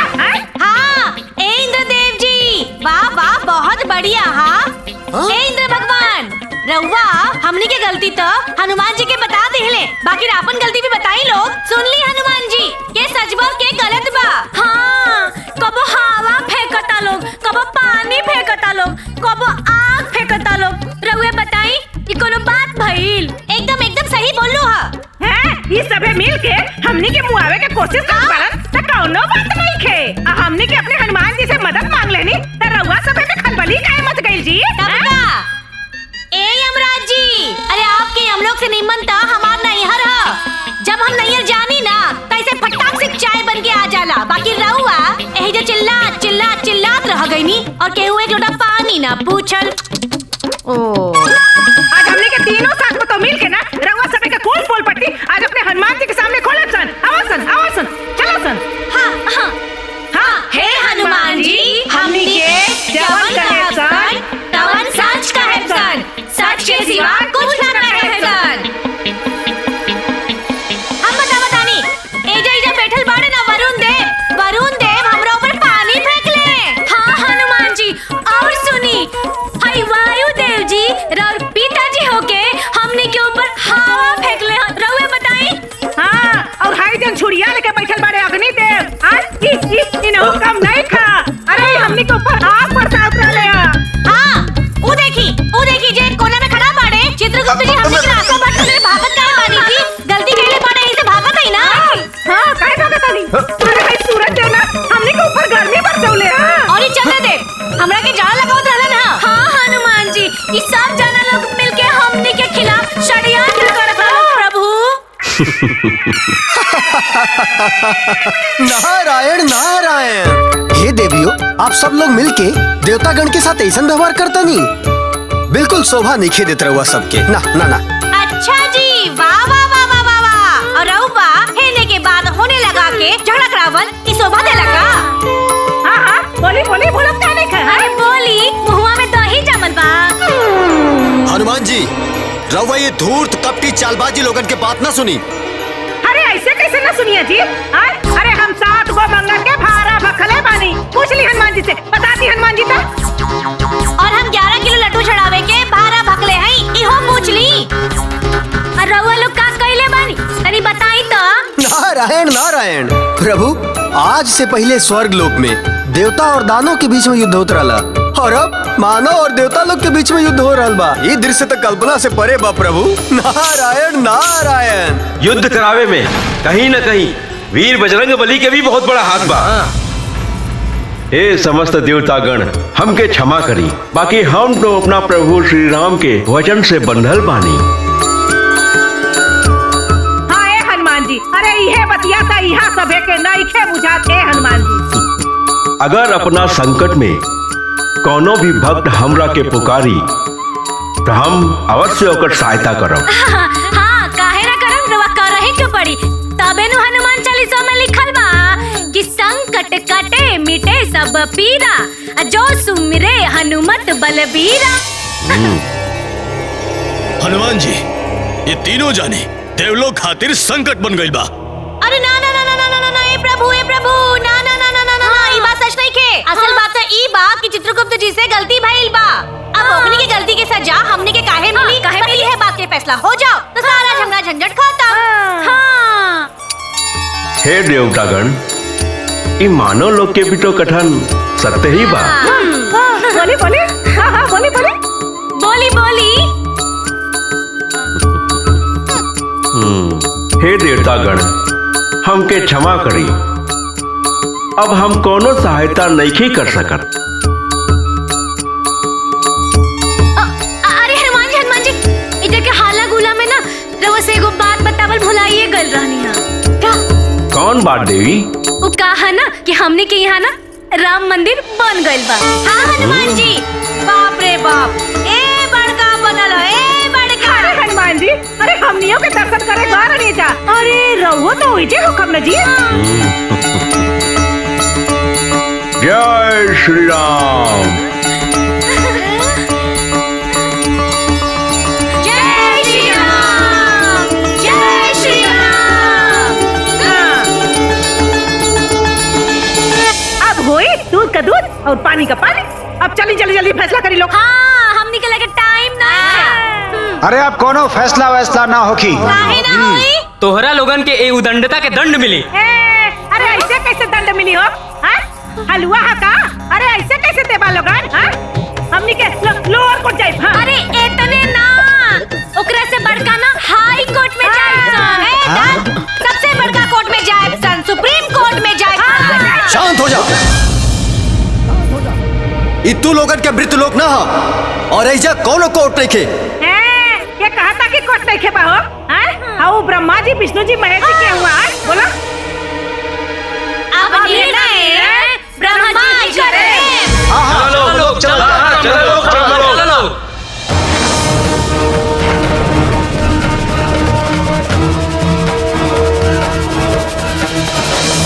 ओम ब्रह्मणे नमः। ओम ब्रह्मणे। धीरे धीरे चल रहे।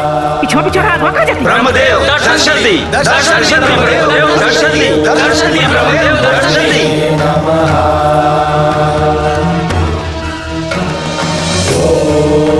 ओम ब्रह्मणे नमः।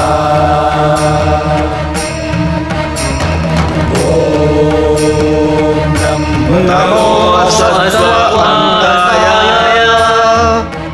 विशुद्धचेतसे स्वरूप रूपाय सहस्रबाहवे सहस्रश्री प्रभवाय वेधसे विशाल देहाय विशुद्ध कर्मणे।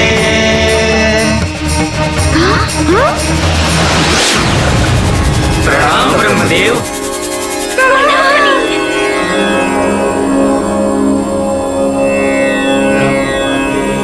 का बात बा देवगण, मुखमंडल पर चिंता का है?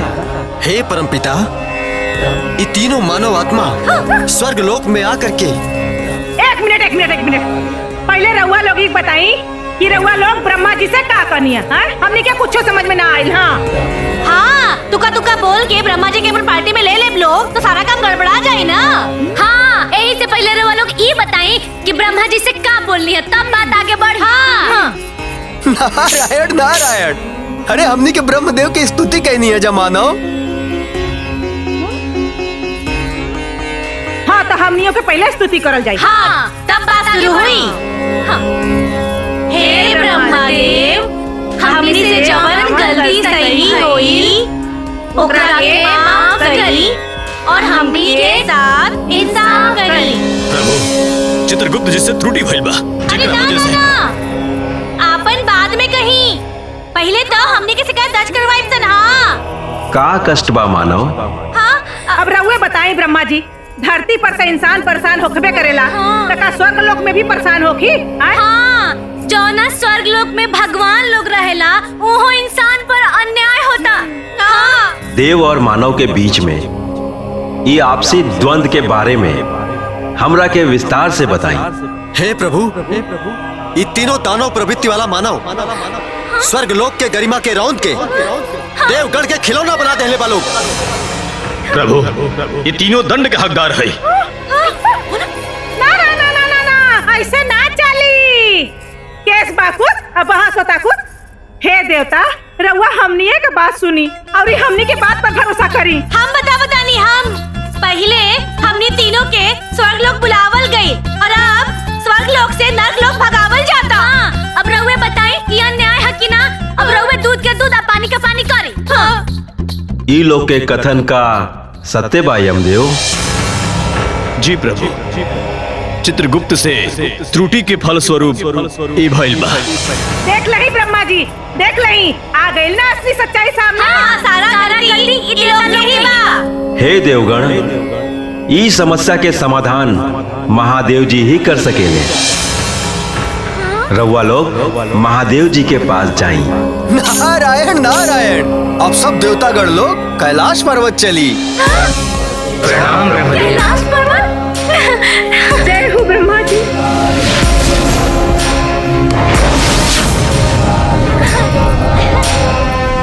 चल गए ले। चली भगवान जी। अरे भगवान जी कहाँ गए? सब लोग कहाँ बटे? अरे चल ओरे चल दादा। कहाँ चल लोग? अरे यहाँ के तो देवता लोग हमने से बिना बतौले पुर हो गई। आए हो दादा, आप का होई?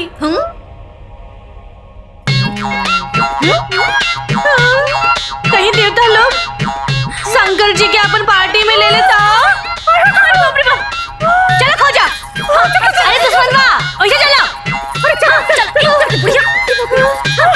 अरे बाप रे बाप, का हो गया? यही जाना। ओही जा, चलो ओही जा। हाँ, ओही जा चलो। एक बुढ़िया जल्दी से चलो। चलो जल्दी। अरे देवता लोग, काय कहता हूँ जाई लोग, इस हमनिया के हो। मानव, ये असंभव बा, असंभव। काहे असंभव बा? इहे मुंह ब्रह्मा जी के सामने काहे ना खुलल रहे? हाँ। तुम्हारा लोगिन के धूर्तता से हर जगह विजय प्राप्त ना होई। ए वायुदेव जी, एगो कहावत सुन ले बानी कि सत्य परेशान हो सकेला लेकिन पराजित नहीं। नारायण नारायण, ई माना लोग देवतागढ़ के संगत पाके देवता लोग के भाषा बोले लगल बा लोग। हे देवर्षि, हम बहुत मानव आत्मा देखनी, लेकिन ऐसा मिथ्याभाषी और हठी न देखनी। अब रउआ लोग हारा तानी, तो इल्जाम हमनिए पर लादते हैं। ओसे कोनो बात ना। ए दुश्मनवा, भले नून रोटी खाएंगे, बाकी स्वर्ग में जिंदगी बिताएंगे। ठीक है, ठीक है। भले नून रोटी खाएंगे, स्वर्ग में जिंदगी बिताएंगे। ठीक है। हाँ। कैलाश पर्वत। महादेव जी। महादेव जी। महादेव।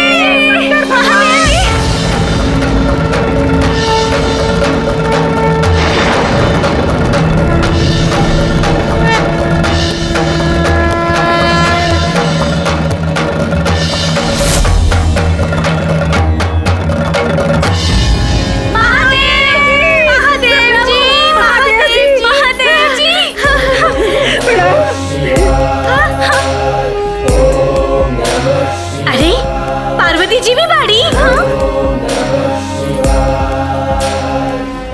अरे बाप रे बाप, पार्वती जी। इजा तो पार्वती जी भी बाड़ी दुश्मनवा। अरे हम सपना में देखो तनी काए दादा। गोड़ लगा तनी पार्वती जी, गोड़ लगा तनी। हे महादेव, हे देवी पार्वती, हम देवगण के प्रणाम स्वीकार करी। हे नीलकंठ, हमनी विकट समस्या में पड़ गए बानी सन। अरे एक मिनट। अरे रउआ लोग तो रोजे मिलत जुलत रहिले। अरे हमनी के बातचीत कर रहे दी ना। हे भगवान जी, हमनी के ना शंकर भगवान के फोटो में ही देखले रहनी जा। आज साक्षात दर्शन हो गइल हो दादा। तब पहले हमनी के पूजा पाठ कर लेवे दिलो, ओकरा बाद कोनो बातचीत हो। अरे मनुष्य लोग, ये मृत्यु लोग ना हो। अरे युवराज जी, रवा तो चुप्पे रही जी। जी देवता होके पूजा पाठ में अड़ंगा लगावता नहीं। हाँ, ए इंद्र भगवान, अब ना सच्चे मन से हमने की पूजा में भाग ली बस। हाँ, नमः पार्वती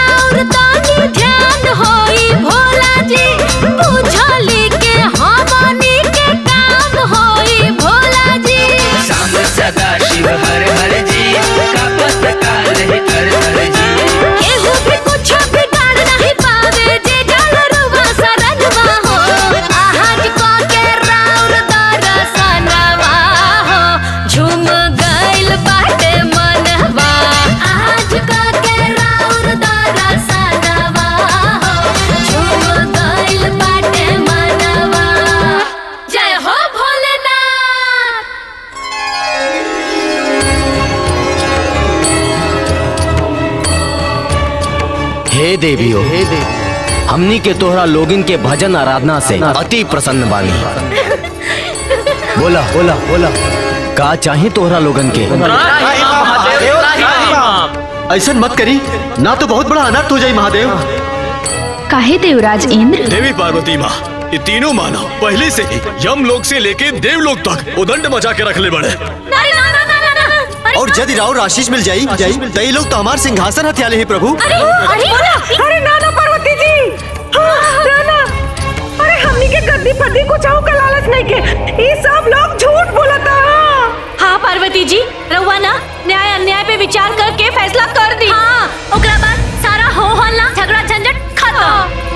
आखिर का निर्णय करेगे बा? हे शंकर भगवान, जान जाए जे पहले ये लोग हमने के स्वर्ग लोक ले आई। और फिर कहा था कि चित्रगुप्त जी से गलती हो गई, अब नर्क लोग जा। हाँ, रउए बताई चित्रगुप्त जी गलती कइले और सजा हमनी के काहे मिली? हे शिव शंभू, ई लोगन के तर्कहीन बात और दुष्टता से हमनी परेशान हो गइल बानी सन। इंद्रदेव नारी के सम्मान करी। सम्मान? ए दादा, सम्मान उम्मान ना। ई लोग हमनी के बहुत दुख देले बाड़े। ए मोटा मोटा पेड़ी हमनी के हाथ में लगोले बाड़े। अरे पार्वती जी, अरे जान जाए जे जब इतनियों से मन ना भरल तो ये सब लोग मिल के हमनी के आग से, पानी से, हवा से, बयार से सतावल लोग हैं। ई लोग हमनी के भक्त हैं। देव अपना भक्त साथे ई देवता लोगन के ऐसन व्यवहार सुन के हमके बहुत तकलीफ भइल नाथ। हाँ ए पार्वती जी, अरे एगो रहुए बानी जौन इतना बड़का स्वर्ग लोक में हमनी के दर्द बुझले बानी, बाकी सब लोग तो दुश्मने बा। पार्वती जी जय हो, महादेव की जय हो। गलत करे वाला के दंड मिले के चाहिए महादेव, चाहे वो देव होखे या मानव। ई का हो रहल बा प्रभु? देवी पार्वती के समझाई और हमनी के मदद करी महादेव, मदद करी हमनी के। यदि रउआ अपन भक्त लोग के मदद नहीं कर सकत तो ई देवता लोग के भी मदद नहीं कर सकत, अन्यथा हम रुष्ट होके ई कैलाश के छोड़ के चल जाए। हे देवगण, हम देवी पार्वती के नहीं रुष्ट कर सकत। रउआ लोग भगवान विष्णु के पास जाए। जो आज्ञा महादेव।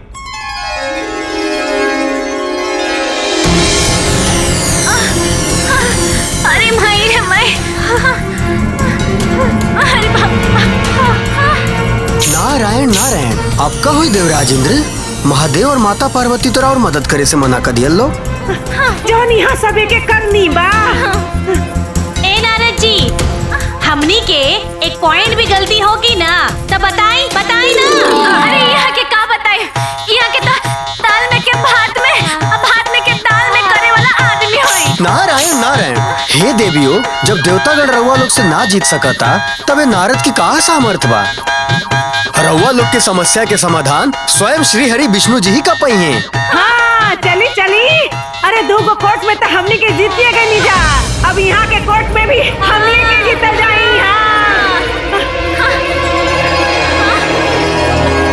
विष्णु जी, विष्णु जी।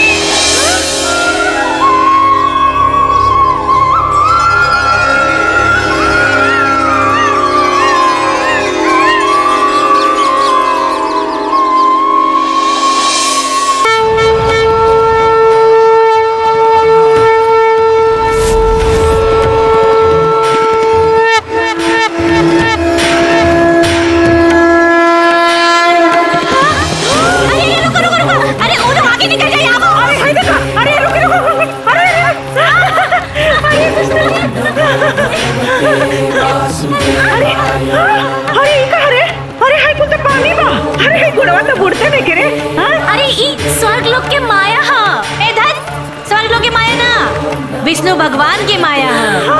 विष्णु जी, हे विष्णु जी, हे लक्ष्मी जी, प्रणाम। हे विष्णु जी, हे तीनों लोकों के स्वामी, हे अंतर्यामी, हे पालन करता, हमने के सास पतों के न्याय दिलाई प्रभु। ए लक्ष्मी बहन, तू तो हमार बहन जैसन हो ना, काहे कि हमनियों के भी तो लक्ष्मी ननु कहाई। हे लक्ष्मी दीदी, इस सब देवता लोग मिल के ना हमनी के यहाँ से वहाँ से यहाँ परेशान कर देले बा लोग। हाँ ए लक्ष्मी जी। हैं? अरे रो बड़ बानी ना, वहाँ के छोट बानी, वहाँ के हमनी के उम्र के बानी। बेटी बोली, बोली यहाँ कहेंगी, बोल। हाँ ए लक्ष्मी बिटिया, अरे जान जाए जे दोनों गोड़ बथता, अठौना में अलगे दर्द उठल बा, रउआ के तो सब मालूम बा, हमनी के साथे न्याय करा दी। इंद्रदेव, हमरा बहन लोग के साथ ये अन्याय काहे हो रहल बा? ए इंद्र भगवान, जवाब दी ना, अब राउर बढ़िया से इलाज होई। ये छली कपटी मानो लोग के बात ना मानी लक्ष्मी देवी। काहे ना मानी?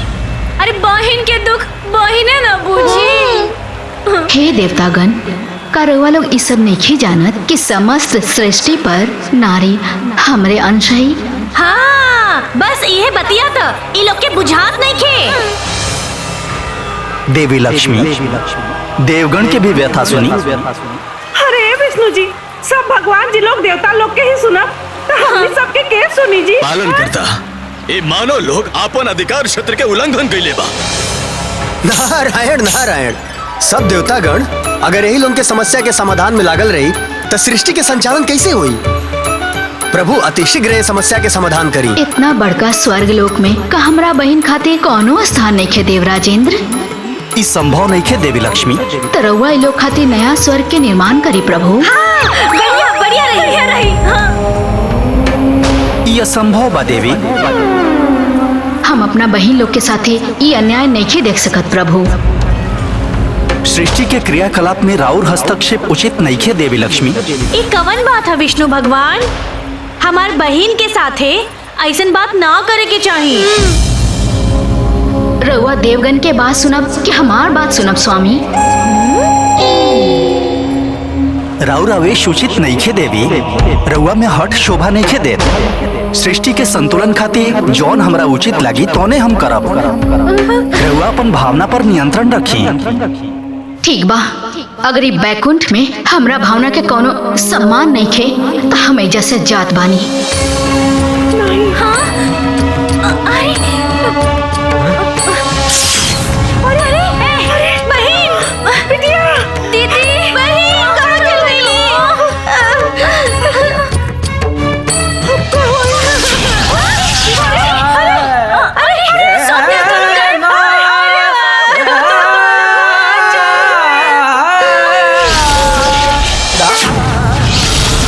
हे परमपिता परमेश्वर, हे पालनहार, हम तो बड़ा दुविधा भी पड़ गए बानी।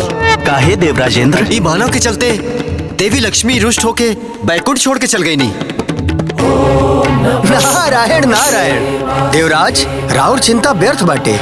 देवी लक्ष्मी कभी भी श्रीमन नारायण के छोड़ के जा ही नहीं सकेली। हे तीनों लोक के स्वामी श्री सच्चिदानंद भगवान हरि विष्णु, इस सास बहुरूपी कंकट से हमने देवलोक के मुक्ति दिलाई। इस स्वर्ग लोक के बचाई प्रभु। हाँ हाँ प्रभु, बचाई स्वर्ग लोक के बचाई प्रभु। देवराजेंद्र, यमदेव और समस्त देवतागण, रउआ सभे के ये तीनों सास बहू के नरक भेजे के विचार त्यागे के पड़ी। पालन करता फिर एक समाधान का बा। ई मानव के इनकर माया जाल में उलझा दिलो और ई लोग के वापस मृत्यु लोक भेज दी। बाकी कैसे संभव है प्रभु? एक बार मृत्यु के बाद पुनः वो आत्मा वो शरीर में कैसे प्रवेश करी? ई तो नियम के विपरीत बा। जब हमार सहमति बा तो राउर चिंता व्यर्थ बा चित्रगुप्त जी। जवन आज्ञा प्रभु। हे महामाया प्रकट होखी। प्रणाम श्री हरि। प्रणाम देवगण। का आज्ञा बा प्रभु? हे महामाया, इस सास बहू के ऊपर अपन माया फैलाई, ओकनी के परिवार के विलाप सुनाई, ताकि ये स्वर्ग के इस सास बहू के उत्पात से मुक्ति मिल सके। जौन आज्ञा प्रभु। ये वरुण देव जी कहाँ चल गए? इंद्र भगवान कहाँ है रउआ? वायुदेव जी, विष्णुदेव चल गए लोग। ए वायुदेव जी, अरे क्यों लौकते नहीं थे?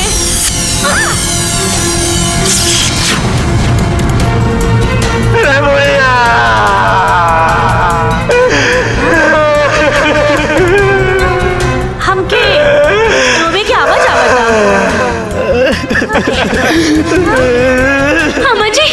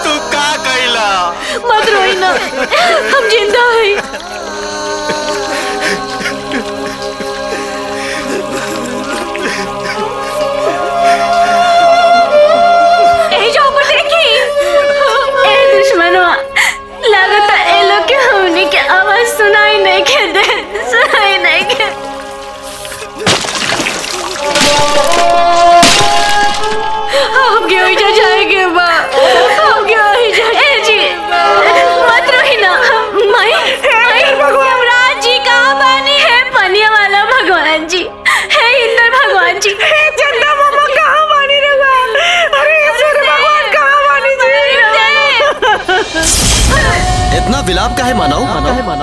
अरे रहुआ देखत नहीं अरे हमारे घरे का पुरानी लोग कितना रोआता।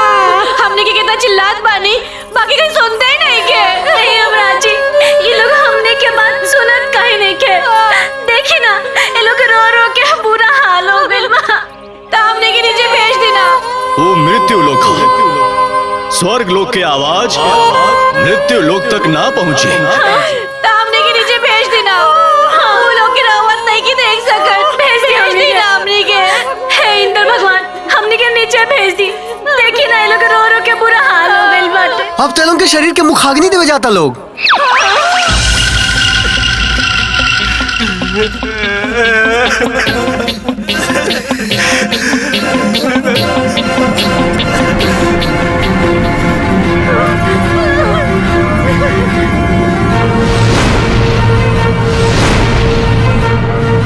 और एक बार अगर मुखाग्नि दिया गई ना, तो दोबारा वो शरीर में प्रवेश कइला संभव बा।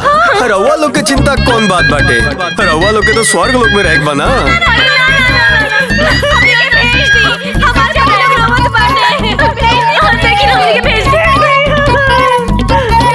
ठीक बा, ठीक। हम तो हनी लोग के मनोकामना पूरा करत हनी।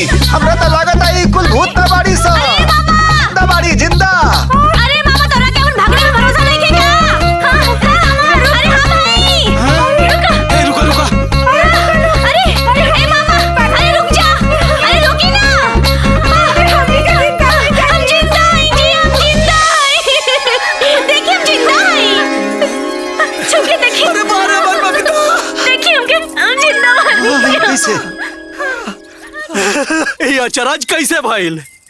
अरे बाबूजी, हमरे खुदे न समझ में आता मरल जीव जिंदा कैसे हो सकेला। अरे हमनी के स्वर्ग से आवता नहीं संजी। हाँ, सब देवता लोग हमनी के प्राण वापस भेज दिया लो। बता बाजी, हम सारा देवता लोग के अकेले हरा के यही जा गई। अरे करते हरौली रे, स्वर्ग के सुख भोगे वाला बात क्या कल? ब्रह्मा और ऋषि से झगड़ा क्या कल? अच्छा, उनारा बाजी केला गोले रहे और यमराज के गदा के उठाले रहे। दोनों कुछ न कर ले। शुरू हो गई। सब हम कर रहे, उ जमराज के जब फसवा के उठाले रहे। हां उठाले रहे। हां जब फसवा भारी रहे कि गदा भारी रहे। हां ओई जब फसवा से तोर के मुआई डल रहती। बढ़िया पानी के उठाले गदा और फाड़। अरे शांत हो जाओ। अरे भगवान खातिर चुप हो जा लोग।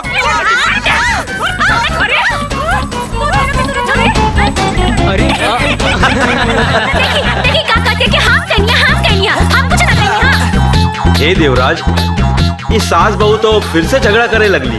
हमरा तो यही समझ में नहीं क्या आवत कि पृथ्वी लोग पर लोग के द्वंद के सुलझावत हुई। जब हमनी के देवता होके इस झगड़ा के बर्दाश्त ना कर पानी, तो मनुष्य सब कैसे बर्दाश्त करत होके? एक पीछे के रहस्य का बा प्रभु? दोनों ग्रही प्रभाव के दोस्त ना? कहीं ऐसा तो नहीं ना कि सास बहू के रिश्ता में कोनो ग्रहण दोष लग गए? देवतागण, जिससे सुख दुख एगो सिक्का के दुगो पहलू होखेला, वही तरह इस सास बहू के रिश्ता भी एगो सिक्का के दुगो पहलू है और ओकरा में खनक तो होखबे करी। झूठी लोग, ये दोनों के दोनों झूठ बोलत तारे सन रउआ लोग से, लेकिन इनके कुछ ना करे सन। आज के हम ना छोड़ब, आज हम कह देते रउआ से, आज के हम मुआ दे, हम आज ना छोड़। उठा के ना दिया, फेंक दे, नहीं चढ़, फेंक लिया, फेंक लिया।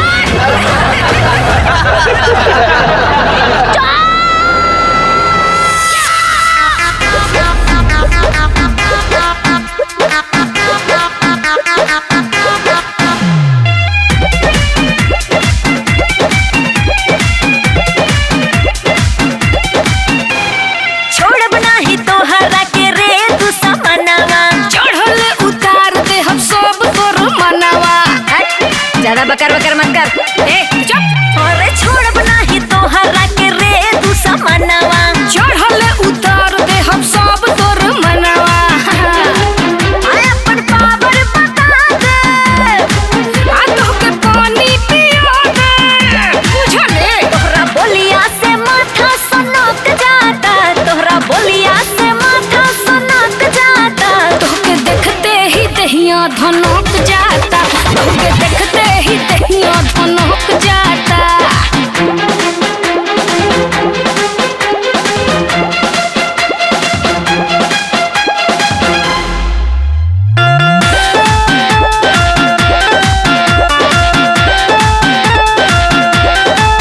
हमरा आगे VIP बना न तू, सुना हमरा कपार पर चढ़ न तू।